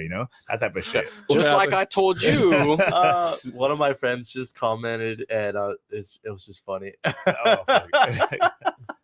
Oh, who's that? Ian Weinroth? My Shout out friend Ian. Kara. You're not on COD. She's like, why aren't you on COD? And I'm like, What's COD? Call of Duty. Cash on delivery? There you go. What the fuck is COD? It's Call of Duty. It's a video game, shooter game. Oh. She's like, so you're not hopping on COD? I'm like, You guys play? You guys? yeah, we play a lot of video games. Yeah. I play a ton of video games. I used to play. I have an Xbox still. I haven't played it in a while, Never but got into it myself, Dude, I just got a use mine for PS5 and a Netflix mostly. Switch. my brother is a video he's a real big Nintendo head, like Nice. super like. I used to have Nintendo all the head. old school consoles back in the day. I lost my entire childhood to public storage, dude. Oh. So I had like my NES, I had the Super Nintendo, my 64, all the old stuff. I had a lot of that stuff growing up, and I played video games, and then I lost touch with them for a while, and then my brother-in-law, he's a big computer video game, and then he Xbox and shit like that. And then I never got into the Call of Duty shit. I always liked the racing shit or like sports games, shit like that. But maybe like when we first moved into this house, which was maybe like it's been like 4 or 5 years, we got that big giant fucking 70-inch TV that's over there, man. Yep. And I would it was before we had the kids, and we didn't have that big giant playpen. But at the time, I started playing FIFA. A fucking soccer game. Ooh, and that's dangerous. I started playing my buddies, and we got a little competitive with it, and so I started getting better at it. But I remember I'd sit there I'd get the chair from the table, and I'd sit it right in front of the fucking TV. And I had this big giant fucking TV. I still need to be I'd put my headphones on and shit, and competition lean. I'd forget that I had them on, and I'd be like, "Fuck!" And my wife come over, and she'd like, "Hey, what?" I'm like, "Oh shit, I can't hear," because I had headphones on. And shit, dude, I'd be yelling. She's like, "What the fuck?" Yeah. Same here. And like the dude that I share a wall with, he goes to sleep a lot earlier than I do, and so it's just like I was there for I don't know a year or so before he moved in, and now I'm just like, dude, I live in my room, and now I got to be quiet after this hour. I'm like, bro, like I do everything in here, like I don't go down and chill downstairs much.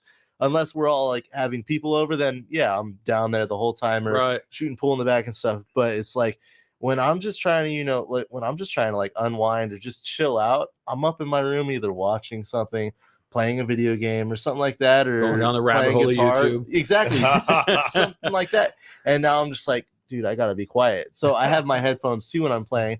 And then like if I'm in with like a good group of people, like my friend there and some of our friends, they just crack me up, and and I won't even realize it, but I'm like, oh shit, I'm being loud. Like I'll even mention like, I need to shut up. I'm about to wake up my roommate. Sitting there getting sweaty with all the kids going, "Fuck you, stupid motherfucker." Yeah. You don't play video games, Danny? Never got into it? No. My brother did, and I just never did. It's not for everybody. My nephew's all up in it right now, dude. He's like, you gotta take a piss? Yeah, you just go right on there and piss on the fence or on the trees wall. and bushes. I got you. But yeah, the whole backyard's a the dogs piss everywhere, so I may as well too. Yo, The dog shit My on my territory. grass. Yeah, don't piss on the grass, but you can. Have them brown spots, you know. So let's talk about your bike a little bit, dude. My Dinah, Yeah. my Rosie. What year is it? She's 2013. 2013. So the last generation of the Dynas. So most of the 2013 still came with a 96-inch, but I got lucky with the 103 on mine. Nice. Mine's like one of the special edition hard candy customs. I didn't know anything about them until I found that bike and I did a little bit of research and stuff. And I was like, oh, all right, cool. Like a lot of people ask me where I got my paint done, and I'm like, bro, this is a factory Harley. paint job. Dude, Harley comes out with some fucking cool paint every once in a while, man. Lot of- They do. I They get, do. Exactly, I get that asked bro. about Yeah, my old man exactly. Fat Boy all the time. Well, look at the fucking raffle bike. We just got this raffle bike and it has a trippy. It's a trippy, but it's like it has like a green pearl on the white. It's fucking like that bright fucking green on it. Yeah. But it's just a different paint job. It looks custom, but it's not. Yeah, that It's bike. Harley. That bike's really clean too. Yeah. I thought so too. I like to paint the way that it is. We got to do that poll. We got to take a poll from the people. Yeah. Say, hey, do we paint it? And if we paint it, Well, what colors? What's What up, y'all? Do we paint it or Do we what? paint the fucking Yeah. raffle bike? If you didn't see the I- raffle bike, go check it out. I was thinking like adding some what would complement it. I'm like, well, what would just complement it? Right. And like some like silver leaf or something like See that. There along you it. go. Like, you can do something like that. You fucking you can like keep it, but add something to make it pop. So what you we know? got to do is we got to ask Art, bro. Art's the artist. Art Yeah. is the fucking painter. You know what I'm saying? So, hey, Is that dude, the one who did the trophies? did the trophies. He's done my bike. I He's got done a lot of the homies' bikes. He's Oh, actually, dude, sick. he's doing Street Gleazy's fucking bike. When that thing comes out, oh my. Have you seen it? I see him. Dude, Art gives us teasers, man. And it's like, here's a corner of the fucking fairing. You're like, I want to see fucking more. How do you think we feel with your fucking fender, bro? Oh, dude, I was so butthurt for you when I saw Oh, that that post. sucked. Oh my Yeah, it fucking gosh. sucked. What? When the fucking my garage fell down, my fucking. Oh, it yeah, buffed on the out rear pretty fender. good though. Yeah, that dude, damage it is just came still out. Yeah, Yeah. you can still see It it if you happens. know what you're looking for. Yeah, and it's like But- fucking two, and everybody because I fucking posted it, which I probably shouldn't have. Yeah, And there was, now everybody's like, oh, it's not even that bad. I'm like, Dude, Nobody would have ever known. It's like it comes from a the place bike of was just love. fucking painted, bro. It comes from Yeah. a place of love, but still at the same time, it's like, bro, shut the fuck up. I know, Yeah. and I felt Like- so bad because Art fucking, he did his thing on it. And fucking, I like the shit with the honeycomb and shit underneath the paint. You gotta really look at it, or if Dude. it's in Yeah. the sun, looks dope. Yeah. And he came over like, hey, dude, I gotta tell you something. The fucking paint got a little fucked up. He's like, oh fuck, take it off for now, bro. Fucking, I'm like, no. We'll leave it on there for a little longer, bro. Yeah. I want to ride my fucking bike. Yeah. Yeah. But we know how long it was down for that fucking stretch fender. Jesus. No, yeah, Oh, it takes man. time, man. It Shit takes takes time, but I think that was before my time. Yeah. the I ends remember when justify the I means. remember the That's first right. time I heard about your bike was they were calling it the unicorn The fucking because you unicorn. always talk So about when it I- but never yeah. bought it in. So I was working over there at fucking Glendale Harley, right? And they're like, "Oh yeah, we see pictures of it, bro." Fucking, we never hear, we always hear about it because I'm always talking with But customers you and shit. never Hey, ride bro, Yup. yeah, what do you ride? Oh, I ride blah blah blah blah. You know, so my fucking manager was, "Hey, dude, you talk about it a lot." So they're like, "Where's the unicorn, bro? Where's the fucking unicorn?" I So I remember hearing that. started riding at that fucking Santa bitch. Clarita. And if you know, bro, if you ride down the Glendale and shit from up here, you know the freeways fucking suck. Oh, you hit the dude. 5 and you're fucking just suck. My bike's lowered. It's Yeah. not meant for fucking, Yeah. you know, for that type of shit. And it's just, No, it's low and slow. I'm like, oh, I you know, every know. fucking Yeah. time. And Yep. I fucking started bringing it over to Glendale. I'm like, all right, oh, the unicorn. Fuck that shit on the fucking sidewalk and shit, you know? Yep. Dad Yeah. came over, one of the guys out there came over, he's like, hey, dude, you might not want to park it there. Someone might steal that shit. I'm like, They steal it, bro. Yeah. If they steal it, this means they really wanted it, you know? Yeah, no, he took his, It's covered his shit too, over so to He's still had to get Clarita. another one. Yeah. And another one, bro. And a fucking another And one. another I might one. fucking, who knows? You know, Justin has a little system down. Oh my god, yeah, no, it's a great system. You know, actually, I'm fucking Sportster around. Wide Glide Dyna. Is that what it was? it was actually a wide glide V-Clit. Like it had an identity crisis. Bro. Oh, Like, yeah. it didn't know what it Boy, wanted to be. dude. I Yeah. bro, you know that Springer front end I have in my fucking garage? Oh, the It was infamous. We tried. It is. You tried to put that on We there? fucking tried. Oh bro. my god. We fucking See, tried. that's the thing. You know, when Jeremy was talking about like, oh yeah, it's really scary when you button everything up. Bro, it's the worst when you start bargaining with yourself on what you need and what Yeah. you don't need. Oh, I almost yeah. left this guy's house without a fucking front brake. Dude. I was like, I can Fuck engine yeah. brake, you know? I Like, got a rear one. Run I got Yeah. a rear, I got an engine, I can just decel. Hey, how do they do it back in the day, big dog? Right, Yeah. exactly. I'm sitting there going, No front brake. We can Yep. roll. how did your grandpa do it? Yeah, you Yeah. think, hey, do you think my grandpa had a fucking front brake on his 20 over fucking Springer front end? Flintstone. Yeah. Fucking roll that Yeah, bitch. exactly. I'll Put shoot your my feet feet on the down, ground. you know? It's the Flintstone. Flintstone it. Hell yeah. So Nah, wearing dude, some it's steel fucking toes, I sketch. get the sparks up, you know? Dude, well, that thing too is when we're trying to fuck with his bike. It was me and Selena and him. And I was like early in the fucking morning. Everybody started coming over, you know, and I'd be like, hey, you want a beer? Yeah, let's have a fucking beer. went down. Oh shit, didn't it? Yeah. Let's Oh. have a fucking beer. Go ahead. I'll get it back up. Yeah, let's have a fucking beer. So we fucking start having beers first thing in the morning. Yep. Or let's have breakfast and have some beers. Or hey, I found my sister's fucking peanut butter fucking whiskey. I've never tried it. The What do you fucking think? screwball. It's in the talking about or that like the other it's in day. the fucking freezer, but let's try it, dude. Oh, y'all were talking to Selena about it. That's right. That shit was That's bomb. So we got a yours. little buzz and start working on the bike. Right, that look right. That look right. You know what? Just that and like just being That was a good that time, way. though. It was a good fucking time. You know, that's the way I was raised. Your mom came over, dude. That was Dude, my dope. mom came over. So Rest in happy to see her. peace. You know, Yeah, we rest in fucking peace to your love Oh, her. I mom, brother. remember hearing. Shit, I was able to have a beer with your mom. It was Yeah, dope as dude. shit. It was gnarly. Mad You know, love, she dude. drove me over and she was just like, "So, you guys working on the bikes?" And she's like, "Yeah, we're gonna try to Working get her on the done." bikes. You know, it's like, "Hey, you want a beer?" And she's like, I'll have a beer. "Yeah, I'll have a beer." I was You like, know, well, I'm gonna have a fuck fucking yeah. beer with you then. it. Yeah, it's like You know? 9 a.m. You know, Yeah. I'm just chilling. I'm sitting there going, "Huh? So you party, huh?" Dude, I remember the first time I saw my mom drunk. Dude, So That's always growing the up, best. my mom never really drank. Like I had never even known my mom to finish a beer, bro. Damn. yeah. And it was my 21st birthday. And my older sister, so the night before my 20th birthday, I actually got to meet 3 of my siblings that were actually put up for adoption. Oh damn. So I didn't know them growing up. I knew I had siblings. But once we all got together, we would get together for all of our birthdays and all that. And so it was my 21st birthday. And my sister brought out, I forget what kind it was, but it was some really good tequila. And so they started doing shots. And my mom got pretty drunk. Like she couldn't walk straight. She tried to walk straight to show that she could walk straight, but it didn't work. And then there was a barbecue there, and my mom thought it was a jukebox, and she denies it to this day. She's like, "I was just playing." I'm like, "Bro, you were drunk." But she thought it was a jukebox. And so my brother's fiance at the time, she had a Bluetooth speaker. Oh, And dude, so just fucking she, with her. like, It's like your she- mother push, she pushing set it up. fucking the My mom would be there pushing the ignite button. Yep. And every time my brother's fiance, she would press play and pause it and all that, so there would be music going. And my mom legit thought it was a jukebox, and it Yeah. was like the funniest thing Dude, ever. I was talking about busting up. drinking and shit, dude. Growing up, man, I was raised by my grandparents, and you know they've been in the bike life forever. Yeah. And that's why those are my roots. Yeah. Mhm. I remember being a little kid, Look you at know, the at garage. school during the week, bro. You know, I'm sitting there as a little kid, just listening to all their stories. Yeah, I It's love fucking that so stuff. much fucking fun, bro. Dude, They're Yep. drunk, they're drinking, And they're they never smoking. notice when a beer goes missing, you know? They never fucking notice. Yeah. There might be that one guy, Or they don't say anything. Or you yeah, know? there's one. There's always one guy that'll be like, I know. I know you fucker, Yeah. you little fucker. Like- I know, I see you. You know. Yeah. I spent And then a good they're amount of just sitting in childhood your the garage.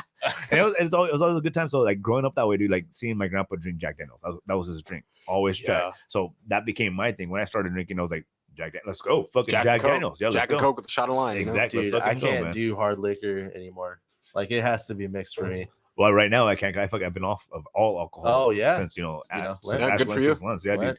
Well, I mean, it's not easy, especially in a setting like this. Here with the homies, we're talking it, we're chopping Yeah, it up. And shit, you know? I kind of feel guilty. So, and it's I not was the like, and for me, the man. beer and the alcohol is not about like, oh, I'm not fucking get fucked up. It's just there's something about having alcohol with friends and shit. It just It's a release. Yeah, no, it's and just it's like, yo, let's have a beer. it's a vibe, dude. You know, Yeah. it's chill, man. Yeah. You know, I've always thought of it. I was like, you know, I don't need to get drunk. like socialize with with the shit. people. Yeah. I don't, Yeah. I don't And when I even met need to you, you were fucking drinking. No, I don't, and I still shouldn't be drinking just because of my health issues. But you know, it's what I miss. You're you know, enjoying yourself. you know, as long as I have a moderate, like I moderate myself. You know, I'm not. You know over what there, you're doing. You know, Yeah. picking up a handle and shit. I'm not Yeah. getting fucked up. I'm not Oh, those are mixing the it with old pills. days. Yeah, yeah. You know, I'm having 2 beers. You know, I'm driving later, You're so chilling. I'm done there. Yeah. You know, and I'm glad that I can even say that. now. See, and honestly, for me, not drinking alcohol for this amount of time, to me, in my mind, it's like it's my reset. Yeah. You know, because every once in a while we start overdoing shit. You know. Yeah. Yeah. You know, Time. and for me, this is me to reset, and we'll see how it goes, man. You know. Yeah, I'm and staying even on that- track, and we'll see. Yeah, I did it when I was. How long has yours been now? Honestly, I'm not even counting, bro. When was Ash Wednesday? I don't Last month remember. sometime. It was on Ash Wednesday. Yeah, Yeah. Ash Wednesday, bro. It's probably already been a month, I think. Has it You been know? a month? Congratulations, bro. Yeah. Like Man, there's it's been a couple of years since I had the I did- cross on my Bro, forehead. I did honestly when I went to Phoenix, Arizona for MMI and shit to do with my technician shit. Yep. I was so fucking in tune with learning more shit. Like we talked about this before, you know, we grew up wrenching. Yeah. But going to the school, when you go, bro, you're gonna fucking be like, what the Dude, fuck? I'm excited. It's so much fun, bro. You're bringing down engines and fucking putting them back together in 3 hours. Yeah. Like, and when I say fucking breaking them down, you're turning that motherfucker all the way down. I can't wait for that. And it's period. fun, bro. Frame You, up, get, you know, you learn like all the little fucking tricks. Kids like we knew something already going into it, but you learn that little extra shit that you're like, oh, fucking never thought about doing it that way. You know, the tips and tricks, dude. really And then not only that, the fucking, tricks of the trade. Yeah, the fucking teachers, the instructors that wrote, they've been in the fucking game for a long time. Oh yeah, you know. So these are Veterans. the guys that have had their own shops. They've been wrenching forever. They grew up in the roots like this. You know, they were in the garage with their parents. You know? And then they either sold their shop off or whatever happened, and they became teachers because they want to teach their fucking craft. You know what I'm saying? They love this shit so much that now they're fucking teaching other people. So when you get there, dude, you're gonna meet some cool ass technicians. I'm excited. You're not gonna think about them like they're teachers like in school, even though it's in a setting, you're in a classroom and shit. Yeah. But they're just like this. We're talking some bullshit. We're talking about this type of shit, you know, whatever it is, and you're chopping it up with them. They're cool fucking people, man. Yeah, the thing that I'm excited about, so like obviously like back when I was working for Ford, I was in their schooling, you know, for their certifications as well. It's just like how Harley has their schooling and all that. You do like the online classes, then you go to a physical classroom. With the Ford classes, dude, I was slacking hard on those. It took me forever to finally go to a physical class. It took way too long. I'm not proud of it, but it's just, I wasn't like as interested in it, I guess. You know, like those are the classes that like I'll like be trying to do it and it'll just put me to sleep, you know? And then when I started at Harley and got enrolled into the school and all that, like I burned through the majority of my stuff in a weekend because I literally had nothing to do. And that was kind of one of the stipulations for me getting hired and all that was, you know, get through this. We're going to put you in the shop sooner. Yeah. And I'm like, all right, I am not good. I was like, I ain't going to do what I did at Ford.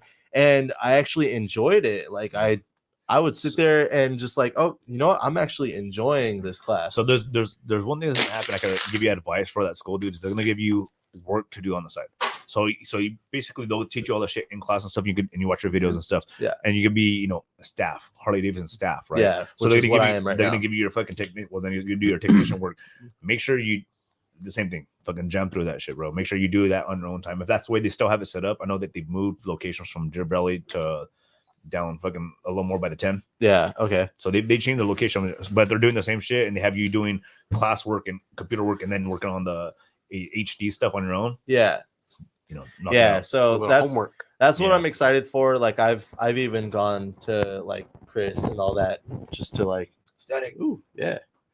But I've gone to like Chris, like, hey, like what's something I can do to kind of prepare for that class that's going to come up? Because the class that I'm going to get set up in is going to be the first class for technician level, which is vehicle chassis and all that. So I was just like, yo, what's something I can get like in tune with to kind of prepare for that? Yeah, it's fun, bro. But, yeah, I'm really excited. Like I was kind of worried, but once I found out, hey, yeah, we're going to send you to school this year, I'm like, all right, let's go. I'm really excited, you know, like, yeah, I want to be able to, you know, I want to see how far this takes me in life. Like generally, like you can do so much with it, bro. Even if you end up, you know, getting your technician certificate and stuff, you don't, I mean, obviously Harley's cool. You enjoy yourself, but you could end up going out on your own and doing your own thing. Yeah. You know, I mean, I've always kind of like seen myself maybe in my own shop or something like that. Like, but as long as I'm just like, I can genuinely say, I enjoy going to work. I am happy doing what I'm doing. What do I wish I was making a little more money? Of course, who doesn't? But does. I'm even when you make more money, you still want more money. Yeah, like I'm genuinely happy. Like, yo, I'm around. Like, my life changed so much since I left Ford. It's like, okay, like I moved out to Santa Clarita. My roommates ride. We're always my bike was partially how I got my room. My roommate Carrie, she saw my Facebook profile picture, me and my bike. And she's like, hey, I saw your bike. That's a Dyna, right? And she's like, yeah. I was like, or she's like, dude, I love Dynas. If you move in, we're going riding. And I'm like, my bike is my in, bro. But it's like, I'm just like, my life totally changed. Like I would go ride on rides here and there and hang out with my friends. But then it went from that to being like, okay, I'm riding, my roommates ride. I'm surrounded by Harleys. Oh, now I work for Harley. Now I'm like in the life, like the majority of my life revolves around Harley, No, and I'm not complaining about it. You know, I dig it.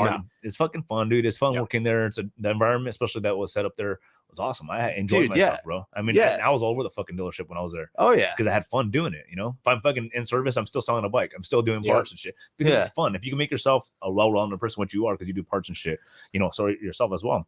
I mean, if you can make yourself be, you know, you utilize your tools and, you know, everything that you have to offer in the whole dealership, it's so much fucking fun. And the thing about it's not working anymore. That's what I was gonna get to. Like, the thing about it was, like, back when I was at Ford or just any other job that I was at, I was generally like, I wasn't gonna be the one that was gonna hang out with you guys outside of work, really. You know, like, unless I already knew you. You know, but with Harley, like, a couple of them I had already known, but the majority of my friends that I talk to on a daily basis, you know, are people that I met through that job and like hung out with. Like I don't talk to you on a daily basis, but we talk a lot. I talk to Justin a lot. I talk to, you know, Nico and Selena a ton, you know, like, and obviously, you know, Jess, like, she helped me get my job. Like, we've been cool for a long time, you know. She loves you both. But you know, it's just like, these are people. I love you, friend. But it's just like, these are like people. It's like, okay, like, we're done working. What are we about to do now? Because it's like, you know, we haven't stopped hanging out. You know? That's what's cool about working there too, because, you know, you guys are all like-minded people. And when you leave there, like, oh, dude, what do you want to do? Well, we're all on our fucking bike. Let's go get some dinner on our fucking bike. Let's go cruise around and do whatever. That's the best feeling. Bike night going on, or where the fuck it is. Let's fucking roll. You know what I'm saying? That's the best feeling. Like, when you're like, when you ride to work and then you just like go out and look and see like everybody rode. All the bikes are just chilling right there in our employee parking. It's like, dude, employee parking is. You know, that's just a whole bike feeling, and it's like, you get customers walking back there and looking at them. Like, you know, damn, dude, like, whose bikes are these? Oh, the employees. Oh, fucking A, because it's like, back at Ford, you know, like, there was one other dude that rode a Harley and all that, and he had ridden before I was riding. Come on, Ford employees, you gotta do better, man. Seriously, bro. Seriously, forever two wheels. He's actually he's got a Softail Slim. It's a twin cam though, and he had that thing for a while, and then once I finally got my bike, we would kind of coordinate, like, yo, you gonna ride to work? Yeah, all right, cool, let's bring the bikes and stuff. And then for a while, it's just him and I. Then one of the other dudes, his name is Stuart. He's got a 2016 Street Glide Custom, and it's like, it's on bags, big spoked wheels, you know, lowered, full custom paint. This thing was sick. Like, at Ford, our shop was big, you know, like Harley, we have 4 technicians. At Ford, we had 32 technicians. Oh, dang. And some of them had multiple. That's a lot of space. Because some of them had multiple bays. You know, damn. Some of them had multiple bays. So it's like, Stuart would be at the complete other end of the shop from me, and he would have his system bumping to where you can hear it throughout the entire shop. It was still crystal clear, bro. Like, this thing was sick. Good and all shit, that. Man. I think he rode out to somewhere up above Lompoc and all that to get his paint done and all that. And I was like, dude, like, this thing is sweet. I remember seeing it, or one of my buddies from Glendale posted it on their story. I was like, yo, Stuart, what's your bike doing over there? He's like, it's having a charging issue, bro. But I was like, yeah, dude, one of the porters fucking loved your bike and like posted it on his story, and I was just like, yo, I gotta hit you up. And that's another thing, bro. Working there, you see a bunch of cool dude, bikes I'm sure, there, bro. And then there's some bikes that you find out who's, you know, some people come in, they're fucking a little bit namey in that area, you know, Santa Clarita, Glendale, Harley. You get some, like, you know, celebrities and shit come through. You're like, that's their fucking bike, really? Like, you couldn't do better, bro. Dude, I remember my actual first day on my own as a tech. I got this sick Road King special, but this dude had he like changed the side covers, had the same bags. It was all gunship gray, but he had an FXRT fairing on it. This thing was done right. And I was just, I know exactly. And I was just like, all I did was a 3 fluid change, you know, it was just a quick hour. And I took it for a ride, and like, I was like, bro, it was a pleasure to be able to work on this thing, you know, like, this thing was nutty. And it's like, it's just like those little subtle things, you know, like, yeah, my bike, it's got a cool paint job and stuff. And, you know, like, you know, the whole Dynabro thing, like, yeah, I'm like pretty up there with it. I still have a couple other things, but it's like, dude, like, there's like certain bikes that just have their own little subtle things. It's like, Yeah. okay, this is similar to a lot of stuff, but in the same sense, it's different. your own. Yeah. You Well, know? like you said about Pretty Mama's bike, Shannon's. Dude, yo, if you're watching right now, Shannon, I am not arguing. Your bike is the hotter sister to my bike. The first time I saw that bike, oh my gosh, it was at Endless Summer. I want to say not this past one, but the one before. And I saw it and I was like, dude, this thing is sick. And one of my friends is like, yo, that's Rosie's hotter sister. I'm like, bro, I think it was you. It was either, yeah, I think it was you. And I'm like, bro, you know what? I can't even argue that. And then I just kind of moved about my business. I took a couple pictures of it, walked away, and then I started seeing it being posted all over random pages on Instagram and stuff. And then like I found her like actual profile, and then we started talking. You know, I sent a follow, she sent a follow back. We started talking, and then it was just like, now we're friends. And like I run into her at Chopper Fest. Yep. Like when Same you had response. your culture show, I was talking to her. I was like, yo, I think I'm about to enter my bike into the show. You know, I just want to enter it. And she's Fucking like, A. dude, your bike's clean. Fucking do it. And I'm Yeah. like, Yeah, and, Nope, and, you know? and she fucking won the people's dude, she choice won at our people's show. choice and best dyno. Yeah, that's what I'm Yeah. saying. I mean, Like- and she deserves it, bro. Like I mean, a she's done a lot of work to dyna. that thing. Like there were some sick bikes there. There was some You really know, clean baggers too. but Yeah. a dyna that won people's choice, that beat everything. Props. Yeah. Yeah, for You sure. know, Yeah, there was vintage bikes, there was baggers, there was like the variety. yeah, Yeah. there was the new hotness coming out, and people were still going, I Damn. like this. Yeah. you know? Speaking Yeah. of, are you guys coming out April 15th? Yes, come on out, man. Oh, we wait a work minute, Saturdays, you gotta work. bro. That's Work right. Saturday. it's our Friday. That's Like the I Friday. know your thing's That's coming up on right. the 8th That's for right. Yeah, we're gonna ride out AV, to you. and I'm like, y'all are like, yo, you gotta come. I'm like, We're dude, riding I through there want too, to, bro. but I gotta, I gotta. Well, we got some other Well, things. see, in the now I works. definitely can't No, go I'm if you're riding definitely through gonna there, take you some know? days off to come support, but I can't make every one of them. I was Yeah, just yeah. talking to Joe, We appreciate the support. Black Sheep. I regardless. was like, hey, dude, like, yeah, it was good to see you. I know I'm not. You guys are doing that on the 8th. I'm not gonna be able to make that one, but you know, I'm gonna. Like I told you, like I'm here to support any way I can, We whenever I appreciate it. can. You know, Fuck like yeah.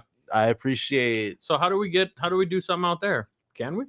at Well, Harley. so I talked to Dan a So little bit. yeah, you know, Talked to he, Dan a little bit. Okay. our new store manager already hit him up about a podcast. okay. We'll have some things going Some on. Yeah. behind the scenes Yeah. stuff. I know that he has to work. He has to talk to a couple people down, on his chain of command and then try to make. Of course, some, yeah. try to make some Yeah. things work. But that dealership's actually cool, man. Inside, I like the way that fucking Ernie shit's hanging in there. He has a couple Dude, bikes there. yeah, Well, he's it's just heavy. because DV kicked him out of fucking Glendale. Oh, Yeah, so we have 4 bikes in the showroom right now Some that cool are shit, old man. vintage stuff. Like bunch of one's like guitars an hanging and 80, shit. 85, something like Like an that. Sporty. XG750. Okay. Yeah. he had And Robert's fucking it's his SOA bike brother's. in there. Oh yeah, Robert's SOA. He had Emilio his- Rivera's bike in there. Yeah, that I was don't think we sick. have that one anymore. No, No, he took it. He we took haven't it. had that. Dude, I was so stoked when I got to work on RP's Lowrider S. Yeah. I got to work on that thing and take it for a ride. Dope. And this was like right after I got cleared to work again from this accident. I looked at Foreman. I was like, "You want me to ride it?" He's like, "Can you ride?" I'm like, "Yeah." He's like, Fucking "Go." ride I'm it. like, "All right, cool." And I was just like, "Oh hell yeah, this Yeah. thing's nutty, dude." It's a cool it's- dealership, man. Oh, yeah. yeah. And if you haven't been, check it out. You know, I know they're moving and shit, but the I way it's set up, haven't. now, bro, Yeah, I'm I've telling you never what, been. it's pretty Well, cool. You know, take the a thing fucking is, ride. we're just I know. hidden. Not a lot Yeah, of people know where it we is. are It's in because a we're just like bad spot. we're in the boondocks. You know, it's just like we're at the bottom of Golden Valley, but you know, it's not like we're not near any other dealership or anything like that, and we're not right off the freeway. You know, so it's like unless you know, Unless you Googled don't it, know. you wouldn't Yeah. know we were there. yeah, exactly. gotcha. So Like, it's unless like you were in the you- area and said Harley dealerships near me. Yeah. that shit wouldn't come So, Not up. like- off the freeway, huh? No. that dealership was never meant to be a permanent It's- spot. yeah, that's It was like- it was like a not to- transition. That's a big thing. Gotcha. Yeah. But it's cool. It's the way it's set up is It's- pretty cool. It's not hard to get to though. Like you can like coming from here, you literally go up the 126 and then it turns into New Hall Ranch Road, then it turns into Golden Valley. Yep. You just Follow stay it. straight until you hit Center Point That Parkway. or fucking after and you turn Schooners. right. Leave Schooners and Yeah, go leave up. Schooners, take the back way, And then from like, if you're coming from say the Valley or something, you go up the 14, you just get off on Golden Valley, and it's like 5 minutes down the street. You know, spot. And if you haven't been there, shout out to Glendale as well, bro. Yeah. Glendale's a cool dealership. They have a museum in the back where Mikey Oh, has yeah. his little detailing setup. Dude, Badass dude, bikes, Mikey's been with us for the last 2 Has weeks. he? Yeah, Mikey gets down, bro. Dude, Mikey His is- detailing. Mikey he turned our whole hell. entire our whole Order. not even that, just the whole fleet. For Yeah, he's doing all our riding academy. the riding bikes. academy. Oh shit. Yeah, Dude, they look because better than the show. showroom. We're This about guy- to put them up for That's dope. sale. I mean, you know what? If you yourself or anybody of you guys have get a piece of sandpaper and you fucking put it down on your fucking paint, you can be like, oh, this isn't fucking get scratched. But this guy's like, no, this He is will gonna get fucking. that shit out. I mean, some sandpaper. I'm gonna fucking do this and that, and boom, and I'll be like, Yeah, dude, he sands down the clear coat. You know, he gets he everything. gets down, dude. Dude, Perfect. yeah, his whole as- station, his whole That's dope. station at Glendale, he's got all the He has his lighting, own he's bay. set up, he's got his radio and all that. Yeah. So like when I used to be Need a their good driver, workspace. Yeah. yeah, And our little XG500s, the gas yeah. tanks used to And- be fucking horrible. You know, they taught people how to ride. You know, yeah, they look like denim paint as a gloss paint. yeah. They and now look, they're they're back, so they're fresh. nice. Like you can dope. see Yeah. yourself right to the He gets to the down. fucking Like, I've pencil. seen, yeah, dude, I've I seen him wanna- do some details like you're like that bike needs work, and then he busts out. He's like, did you paint that motherfucker? Yeah. Yeah, might dude. have. I gotta do the rocker boxes on Rosie, and then once I take care of that, I want to take it over to Glendale and just get the Mikey special. You know, you can schedule a detail. yeah, we can schedule it, and What they are you already doing to your rocker boxes? huh? What are you doing to your rocker boxes? I got a leak, Oh. so I just Oh. got to do the rocker box gaskets. You know, Oh, okay. Yeah. yeah. So that's why when I Seems was very fitting that a technician would have something wrong with his bike. Yeah, You're you know, working so on it's everyone like- else's before yours. you know, yeah, that's the thing though. Like Jess, I that know, Jess. whole stigma is like mechanics don't work on their shit. It's like that's true for my cars. I don't want to do anything to my cars anymore. I don't know if you saw on my Instagram, I just had my Volkswagen completely pulled apart the other day. It was like 2 weeks ago. Everyone thought I crashed, but I had my whole front end just off and like hanging down. I had a whole bunch of work I had to do to it. I did my alternator, my water pump, my coolant. I had a coolant pipe, new thermostat housing, and engine coolant temp sensor. I did all that stuff and all that. And I was dreading it, dude. Like, cause I have a Volkswagen, and so a bug? no, it's a GTI. It's an old Oh. little Golf GTI. But with those cars, they have what's called a service position, where it's like you take off some bolts on the front and you pull the whole front clip away from everything so you can get the room that you got to do. So I hadn't done that before, and there were a couple jobs that I had to do that, and I was just dreading it. So I just put it off and off and off and off, you know. And it's like when I was done with Ford, I was like, I don't want to work on cars. And I'm like, bro, I need to do so much to my car, and I just didn't want to do it. And finally, one day I was like, you know what? It's time. My Jeep, I'm about to be riding dirty in my Jeep. I need to hush smog this thing. And so I'm like, all right, well, I got to get my Volkswagen going back on the road because it's still registered. So I had a sunny day. Well, first the weekend before, it was rainy and all that. I went to take apart the stuff, and like the coolant pipe, it's like probably this long, and it goes from this side through the engine to the back side of the water pump. Well, when I was pulling it out, it's plastic, so it just got so brittle, it was really just coming in pieces. And I'm just like, fuck. the only way to get around this is to pull the front end off. And that, like you said, you go on YouTube to find different little ways. Yep. I was scouring trying to find like different little tricks and stuff. Like some dude was able to get to it from down under. So I tried to do that, and I'm like, I couldn't get it. I'm like, all right, whatever, you know, screw it. Like, I'll get it apart. I had one of my buddies come over, and he's one of my best friends. He and his fiance, they're two of my best friends, and their little girls are just great. But I was like, yo, like, come over and help me out with this, and then we can have a couple beers. We're having people over anyways, so we can all chill in the back and everything. So they came over, and I had my whole front end and all that already apart by the time they got there. So once he was there, it was just a couple little things that we had to like button up. Yep. And all that. And I was like, oh man, Made life easier. I was like, dude, but the crummy thing was I was dreading it for nothing. Realistically, it took me 15 minutes to get that whole thing fuck. apart from everything. I was just dreading Seems because I'm like like, a dude, lot. this is gonna be too much. And realistically, I got all that work done in 2-3 hours. Yeah. But one thing that really helped was it was just like I thrive in sunlight, like blue skies. I'm happy, you know, like when it's overcast, I'm just depressed. So it was just like a beautiful day. It's like the day that you want to be outside working on something, you know, helps. And it wasn't I've rolled cold. my bike out that way just to be outside. Yeah. Dude. Yeah. I would be doing the same thing. Like there were times at Ford where it's like, I didn't want to bring a car in to my bay because it was sunny out and the car was already outside. So I'm like, screw it. I'm going to just go work on it up on the roof or outside. Like we would store all the cars that needed to be worked on up on the roof of the dealership and all that. And then we would just take bring my them tool down. tray and I'll just exactly, you know, get my little tool bag, you know, and you're good. But yeah, it's just like mechanics don't like working on their own stuff, but I'm very different I'm very different when it comes to my bike. My bike is the nicest vehicle I've ever owned, and I intend to keep it that way. You know, I had my Sporty for like 8 months. I'm trying to keep my bike for like 8 years. There you go. You know, so we'll see how it goes. But yeah, I got to do rocker boxes to that. So rocker boxes are next. And anything else over that?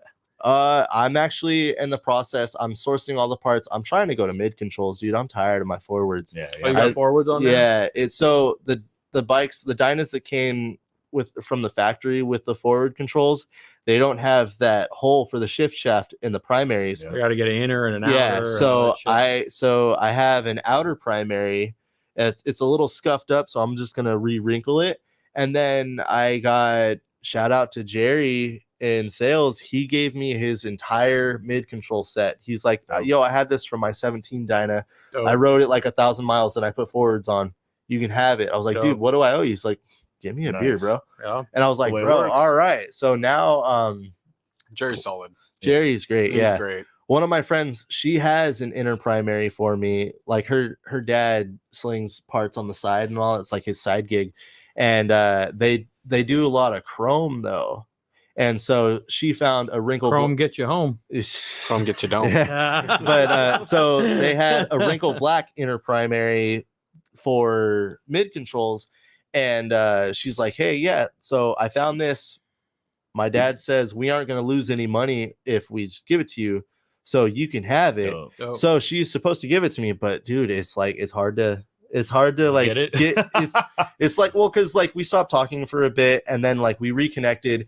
And I wanted to ask about it, but also I didn't want her to think that was primarily the reason why I hit her up. I was like, no, like I'm hitting you up for you, but if you still have that, you know, I'm down. The bonus. And she's like, no, dude, I still have it for you. And next time, remind me.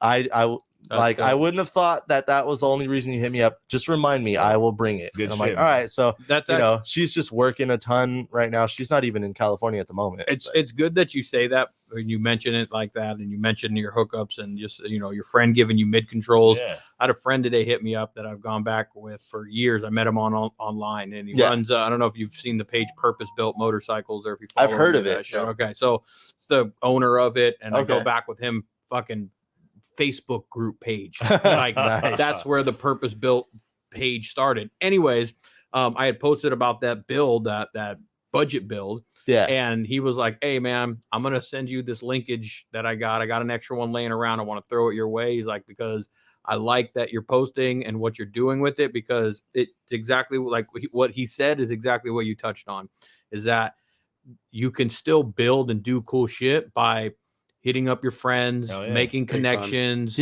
going to the swamp meet. Like nowadays, everybody's so fucking like, you know, got to buy this part, Amazon fucking friendly, eBay fucking clicking and like, and that's, I get it, you know, but you can still build some cool shit and do some cool stuff with just people that you know, making connections, you know. Dude, you saw what I pulled out of my garage. Bartering, you know, whatever, man. You know, you can still do that. And that's kind of the message I'm trying to deliver with that bike. It's like, hey, I'm doing this on a I got some know-how that definitely helps. It gets you a long way. But having friends, trading, people just looking out for you, wanting to fucking help. All that shit you got that from Joe. I got brake cables, I got fucking throttle cables he gave me, I got fucking clutch cable that he gave me. Like, I wanted chrome, but he's like, hey dog, you can have these. I'm like, well then I don't want chrome no more. Choose one, huh? I want. I'm looking to get rid of shit, so I have some fucking. What you let me know what you want, bro. I got cable. We need to That's make a my trip thing. to I'm the trying to lobby. get rid of as much chrome as I can on my bike. A lot of So shit. Yeah, I came from the chrome thing. I did the chrome thing with my Road King, and Like, then I went to I black, appreciate and then I got chrome. and then I got my dad's bike back, and I'm like, fuck chrome. yeah, like don't It's a get lot me of wrong. fucking Like cleaning, I bro. appreciate Dude. chrome on people's builds. You know, like it. You Chrome can't looks hide great. it. You It's can't just fucking. it's just not for me. You Yeah. know, like I like having everything blacked out. Like I was talking with that lowrider earlier when I was mentioning it. It's like, oh, all this is, you know, chromed out. Well, whereas a street bob, everything is already blacked out for you, you know. So I'm just like, all right, cool. I'm just gonna get this, and I'm gonna you know, black out what I can, you know. And I mean, when I got my Dyna, I got that thing for such a steal. Like I wasn't even expecting it. I was looking for a black bike, and then everyone's like, "Oh, you know, everyone has black," and red's my favorite color. And I ended up finding my Dyna on Facebook Marketplace. It was a dude out in Simi Valley.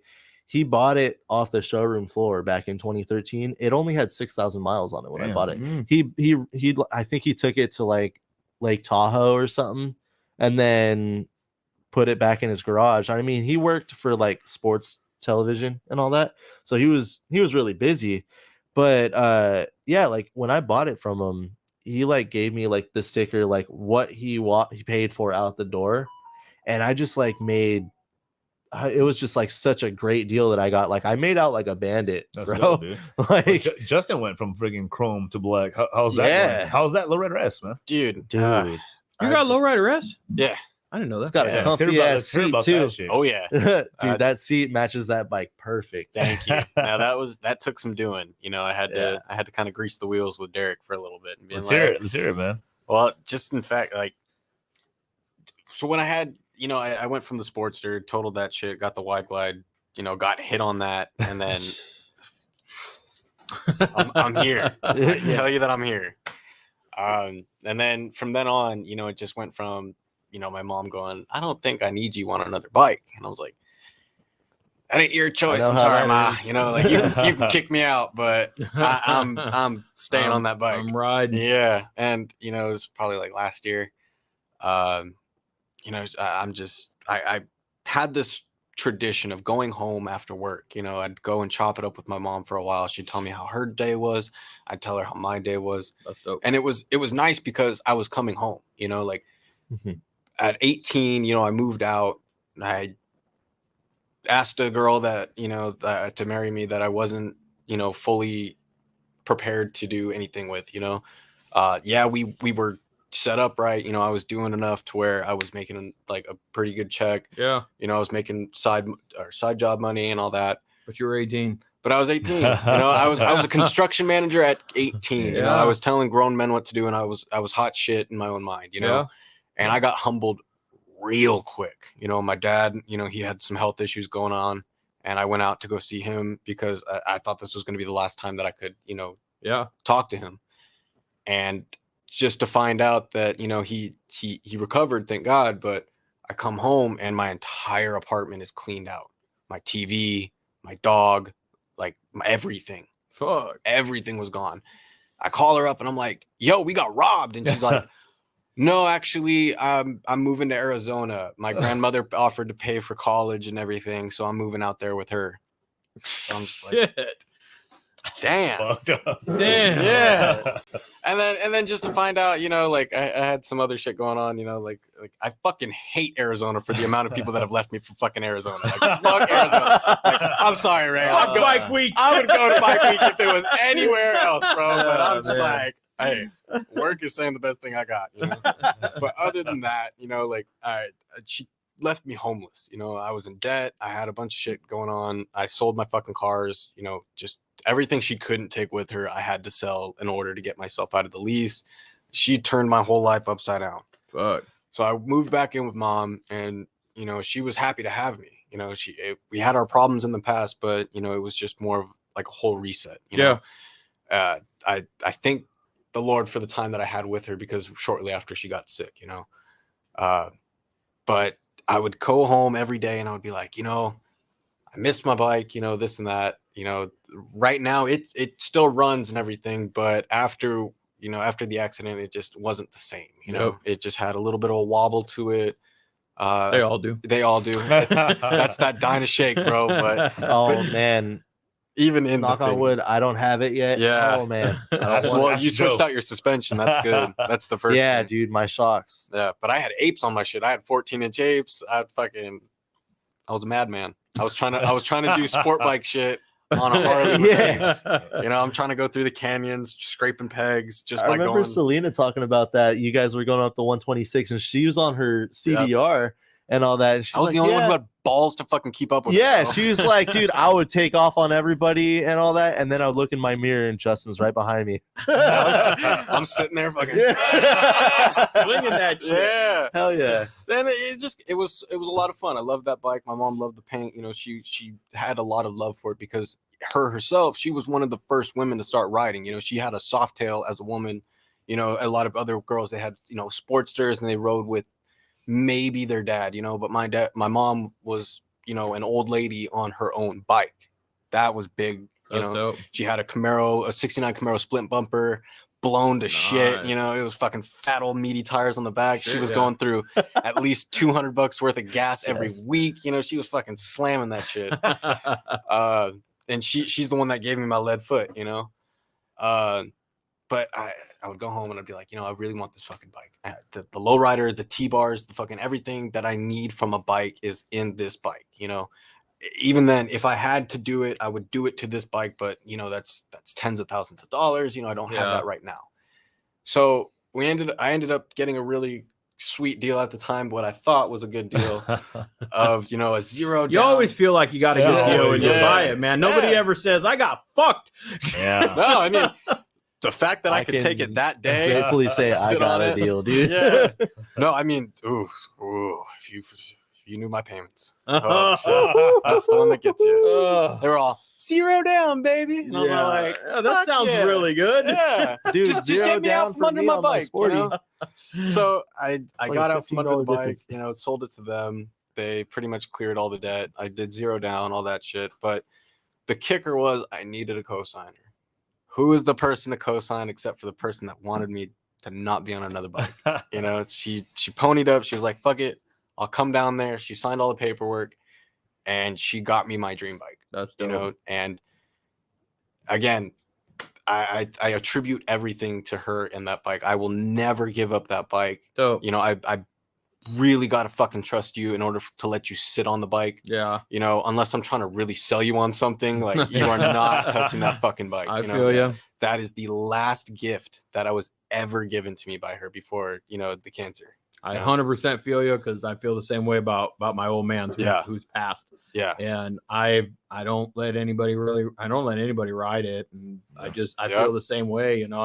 I won't ever change anything about it. Yep. Yeah. I'll just keep maintaining it the way that it fucking is. I might throw air ride back on it because it had air ride on it. But other than that, that's about it, man. So I know the feeling. I know the connection. Yeah. The passion got reignited for me because before I was building everybody else's bike to where I was like, fuck, dude, it's so like boring for me to look up parts now because I do it every fucking day. Yeah. And now to look at the ticket and be like, well, now I'm the one having to pay that shit, It sucked, it got tiring building my own bike. But at the same time, you knew exactly what you wanted. I knew exactly what I wanted, but I was putting the same shit on everybody else's bike. So I was like, fuck, I'm hearing everybody like, oh yeah, do the cool shit. And I'm like, well, God damn it, I'm building my own bike every day, Living vicariously through everyone else. Yeah. So it's a big thing for me to be able to put like small things here and there, like every time, like when I got a T-Sport fairing for free from, Micah, my service rider, shout out to Mike. Thank you so much. That fairing comes in so much help every day. Not only does it give me an aesthetic, like a good look for me to look at it and be like, I love that. Yeah. But also I've never had a fairing before, like makes a difference. It makes a huge difference. Yeah. And, I've remember being like a couple years ago, just showing my mom pictures like on Facebook or whatever, going like, oh, you see this Dyna, you see this bike, this one's different because of this. And like her really getting into it, knowing like what I'm into, she just wanted to be a part of it. And now I can be like, well, now I'm, hey mom, I'm putting that fucking thunderheader on, Fuck yeah. Yeah. like I put that shit on, and then it's like, Thunderheader or no header. Right? So that's what I say. yeah, and it's like I can now look up and be like, I couldn't have done this without you. That's dope. Everything is a passion because my dad, the club life and all that, I Yeah. want to make my own future, but it's also on the other side to where I am now doing everything that you helped me to do, Yeah. from those nights of just being like, I want this, to now being, I have this, to now I'm doing everything that we talked about. Paving dope. your own road. Yeah. Yeah. Good shit, You're man. paving your own road. Yeah. That's a good story, man. I'm Oh, glad. yeah. I'm glad you have that connection and that tie with it. It means that much more. There's a different feeling when you go and sit on that bike and you go and ride it. Oh yeah. I ride that one, which is mine, and I love ripping the shit out of it. Mhm. But then when I go sit behind the bars of my dad's, it's a totally different fucking experience. Yeah. It's a different feeling. It's just it's so I completely understand where you're coming from, man. So I mean, that's hold on to that passion, hold on to that feeling and that trait, because Mhm. that type of stuff is what separates, like, in my opinion, doesn't fucking mean shit, but that type of feeling, that type of excitement, that type of energy towards your bike is what separates somebody from just having a bike because it's A fucking weekend warrior from a real rider, a material thing. Yeah. For some people it's I have a bike. I have a bike and I got nice parts on it and I got this and I got that. That type of stuff right there is what separates just it being a physical thing to it being like fucking a passion part to of me. you, like a That's fucking, that's the root. Yeah. Like, that Yeah. bike is down the chain. It's part of your Yeah. roots. You know what I'm saying? And Your mom's I'll a have root. it forever. Yeah. Like I will not trade that bike to get another bike Yep. because that bike means so much. yeah. Like if I go down on that bike, I'm rebuilding it. Fuck Yeah. Yep. Like that's the bottom line. Good Yeah. shit, man. Yeah, like that was the same feeling I got with mine, because when I bought my Dyna, for the most part, it was bone stock. Like, yeah, it had Yeah. it Sorry, I had- didn't think about that one. I was like, oh, fucking heaven forbid, it had an intake on it, and it had a different fairing. But other than that, stock pipes, stock bars, stock suspension, everything. And when I got it, shoot, I gave that guy like $1,500 cash and then got a loan for the rest of it. And before I made my first motorcycle payment, I put like $1,500 worth of parts onto it. Like I just scoured the parts pages on Instagram, like specifically FXR and Dyna Parts Trader. Yep. I've made some good friends off of that and all that. But I got my pipes, I got my tuner, I got my seat, I ended up doing I ended up getting some T-bars. I went with Lucky Dave's, their San Diego bar, and I absolutely love them. And thankfully I got them when I did, because now they're kind of hard to come by. But I got those, I had and those on my road guide. I put a set of those on that back in 2015. oh, okay. yeah. Yeah. But Yeah, those are but- the risers, no? No, those are Kraus. Oh, okay. That's a Kraus setup. But those Lucky Dave bars, those San Diego bars, those are the ones that I had. Huge. Yeah, they're solid. 28 inches, right? They're narrow. Yeah, 28 they're inches? narrow. narrow, Yeah, so they're That's good why I for bought lane 'em. splitting. Yeah. But when I had that, so like I was talking about earlier, mine was like one of the special editions. Like for one of the options it came with was like the 4-inch riser with like kind of like a beach bar. Mhm. So when they did that, they used shorter cables. If you got a street bob with the normal mini apes, all those cables and everything, they were good for up to like 12 or 14-inch T-bars. You didn't have to change anything. Yeah. But all my stuff was shortened, so I just scoured the pages. My bike has ABS too, so I had to find an ABS brake line. I had to find the throttle and idle cables and a new clutch cable. And I just like found all that stuff online. I did it all in my front yard. Even like, the ABS, they want you to like purge the module and all that. Like I went on YouTube, found a couple Reverse it. different ways you bottom were up. able to do it. Yeah, go from the bottom up, Yep. And I like had to make a little makeshift pump that I got from AutoZone to be able to do it. And I did all that. Like I did just about everything on my bike was done onto it by me, with the exception of when I started working at Harley. Before I was wrenching, I let them do my tires, They had but the machine and shit. yeah, everything else was done by me. I started off with my bars, my grips, my levers, Then I moved over. I got my seat along that same period of time. And then I moved to my rear shocks. Then I changed my fairing. And then the most recent thing I did, which was, I don't know, probably 4 or 5 months ago, shout out to Seth from Aggressive Designs, I got my fairing paint matched to the rest of my red. Nice. And that just pulled it together so much. And I'm still not done with that thing. Like, You'll never be. done. You're never like I gonna said, be. like I'm fucking still be. trying to do mid controls. Like one of my big things that I want to do for that bike is I want them 13 spoke mags, you know. Yep. I just love the look of them. And Yep. so I'm just waiting for that right deal to come in. But it's like So am I, so I'm gonna try and beat you to it. You're only for the same fucking deal. they'll probably come to you quicker than they'll come to me. I'm But- doing Put it it on out a there, budget. Yeah, I'm gonna reach out but to like what you were talking about, That's Justin, fucking is like funny. you look at your bike and you see that. Like that's the feeling I get, because it's like, yeah, I see that, and it's like everything that I see right there was done by me. Yeah. And like, yeah, you're the Lowrider S. Like, I'm not gonna lie, like that's my dream bike too. Yeah. And people in sales has tried to get me to trade my bike in. Like they were like, dude, we're giving top dollar for dynos right now. I'm like, bro, yeah, that's my dream bike, but I love my dyno way too Yeah, much to yeah. trade that thing in. Yeah. You know, See, like- they don't get like the thing about salesmen is they're not gonna bring in, you know, all the cool shit that you did to your bike. You know, they're gonna go Yeah. based off of NADA, you know. yeah, This So, is what it is. yeah. That's what you get. So Boom. just not taking in, you know, all the shit, all the money that I've put into this bike. They're saying fuck all to the sentimental value. You Yeah. know, there's There's no dollar sign that you can put in somebody else's eye on Yeah. that bike. No. You know, so Yeah. it's like you might as well keep it at that point. You know, like fuck it, I'll have the money someday. Yeah. You know, yeah, but exactly. it's not today. You Yep. know? Yeah. No. I I feel like you. the whole thing with like the whole built not bought thing. It's like, you know, I get that. It's like I have all this like I did that. Like I didn't just go buy the bike that had everything already done to it. Like Yeah. I started from like a blank canvas, if you will. Well, it's a you different know? feeling. It carries a different stigma with it. It carries like Yeah. when you're riding it down the road and you look over there and it's the CVO guy with all the bells and whistles that Yeah. just fucking had you put the parts on, or just fucking, Yeah. I want that one and put it all on there. Yeah, fuck, that's great. I mean, I'd love to have that money and that ability too. Yeah. But I also, even if I did have that ability to go and buy it all and Probably pay wouldn't for do it it, all, I yeah. probably still wouldn't go about it that way, No. because that's not how I enjoy, Yeah. you know, No, the 'cause then- fucking bike. You know, we that, like and to if you buy it- tinker. and if you buy it with all the everybody's shit on it, it's not your bike. Mhm. Yeah. If Exactly. You fucking do your own shit your own way. They'll That's always your change. fucking bike. They'll Like, always yeah, change. my bike looks like other bikes in a sense, but you know, it's It's like your bike. my Yeah. bike looks way different than the way it did when I bought it. Yeah. The worst is when people try to pass off a bike. Like it's like, you know, they buy a bike off the showroom floor. It's their first bike. You know, you got a Lowrider S, you know, 2021, you got a Thunder header on it, you got the fucking Pelican bags and all this shit.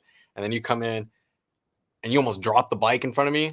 Bro, don't come in here going, I know like, who you're talking about. there This might happened be a the little other shade day. thrown behind here. This dude bought his bike a week before he brought it into us, And this I fucker do some had to stuff. have every single fucking thing that I told everybody that I was gonna. I was like, I It want was- the Pelican police bags, I want the fucking SXRT fairing, I want the like Yeah, Lapera like seat. it had all And he that comes stuff. in Damn. it's completely set up the way I want it. And then he fucking comes in, you know, almost drops the bike, then he puts his kickstand down, then he gets off, bangs his knee into the fucking bag and goes like, Yeah. oh, and he comes up to me and he's all like, can Yeah. you do an inspection on the bike and make sure that it's running right? And I'm like, Yeah, he Okay. can't. He yeah, you got got to to stop that. telling everybody what you want to do to your bike. Yeah, He- man. he got to that Everybody's bike. your You fucking ideas. got to keep some secrets. You got to keep some secrets to yourself, you know? He got to The that cam bike is from myself. a BMW motorcycle, and like he's like, yeah, I just bought this. I was like, oh, what are you upgrading from? He's like, oh yeah, I had like a BMW like bike, and I'm like, You see, that's cute. that explains it. I didn't say it to him, but I'm like, in my head, I'm like, that explains it. All right, yeah. Well, But- listen, homeboys, we're already over 2 hours. I know Oh, shit goes dang. by. Yeah, Time shit goes flies, by man. quick, man. Shit goes by fucking fast. Yeah. I want to make sure that people know how to get a hold of you guys on it, wherever they can reach Social you, whether it's media, to ride or whatever. just fucking get some advice. I don't know. So, Jeremy, where can they get a hold of you? My Instagram is at JeremyTanks91, and most of my other socials are Jeremy Tanks or Jeremy Tanks 91. Facebook is Jeremy Tanks Johnson. That's And pretty at much Santa it. Clarita, Harley. Yeah, where they can come I'm see at you. Santa Clarita Harley. Y'all can come say hi. Okay. Tuesday through Saturday. Tuesday through Saturday, 9 to 6. 9 to 6. And of course, Justin, where can they get a hold of you, man? Just put your head out the window and go hooty hoo. Hooty hoo. I like that little bird call. I like it. I like that shit. No, me just Shred Flintstone. I like that name, by the way. It's dope. Thank Wow. you. I like that. I like that Instagram name. Janis Joplin, Shred Flintstone. You got to keep it, something that people remember. Definitely, definitely. And then if you go to Santa Clarita Harley, just go to the service center. Just ask for the long-haired fuck in the back. Point to me, I'm the only one now. Yeah. So, I'll help you out. Right on, man. Right on. Well, I appreciate you guys coming down. I appreciate Danny, It's the homies right here, setting man. you guys up to thank come you. and hang out. Once you're here, once you're on the podcast, once you're on your family. So you guys are welcome to come hang out anytime. We're gonna have to figure something out to do something out there, whether it's at the current dealership or the new one, whenever those doors kind of kick themselves open. But we're definitely, you guys are welcome any sinking time, man. Hey, Awesome. I appreciate that. Yeah. Thank Keep you. in mind, I know you guys are Happy to be here. I know you guys are working, but we're gonna throw it out there again. April 8th, we're going out to Dock City. April 8th, AV Harley, bro. Harley. Be there, be square. My throat's feeling a little 15th. sore. The 50th, exactly. That's next week, isn't it? That's next Yeah. week. Bro. The 15th, we're gonna be out, at my garage, Ventura. Yep. Yeah, I We saw another good one. We that. have some good stuff going on that one. It's be exciting. Damn. Yeah. And I got a feel couple we got- sick days. I got a Quite a few cold things coming up going on. next week. after that it's bike week again, or Yeah, bike night bike again night, and after then the 15th. Get the Iron Goddess coming up. And then we got Iron Goddess. Dude, We're we're all over about the to floor. get the Route 66 bike nights back up Oh, again at Wednesdays, right? Espinosa's. Yeah. I think we're gonna roll out there. Yeah, we'll next be hitting week. it up. Oh, dude, hit us up. We'll be Okay. there. I'm usually there every week. It doesn't matter if I'm Is it drunk every or week? not.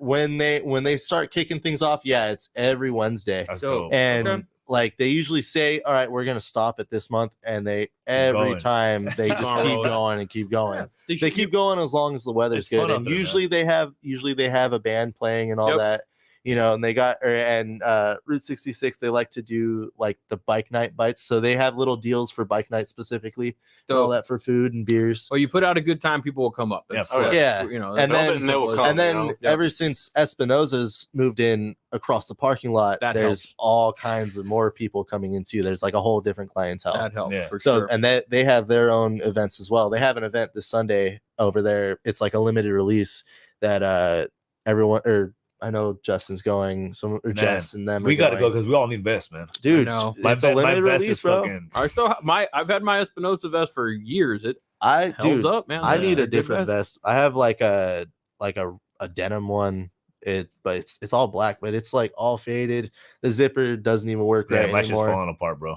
Yeah. Dude, I have to like a lot of times go like you don't wear it this to anymore. just make sure I'm I all throw my zipped up. leather jacket on and we're fucking good to That's go. it. Yeah. So we need to check for all the sponsorships that we give I out. know, all we the got free here. Come on, promotions. Joe. Hook Santa us up, Clarita bro. Harley, what are you going? We're working on that. Joe we gotta throw it Espinosa out. wants Over there to hook giving it up. I know directions you to the do. shop. That's all part of it, man. You hooked it up with a shirt. That's all hooked it up with a cut. Well, we will anytime you guys want to come and hang out here, Come on out. you're welcome to. Awesome. And we definitely need to do some miles on the road. Appreciate Oh, you coming out. definitely. Yeah. Appreciate you coming out, Yep. Danny.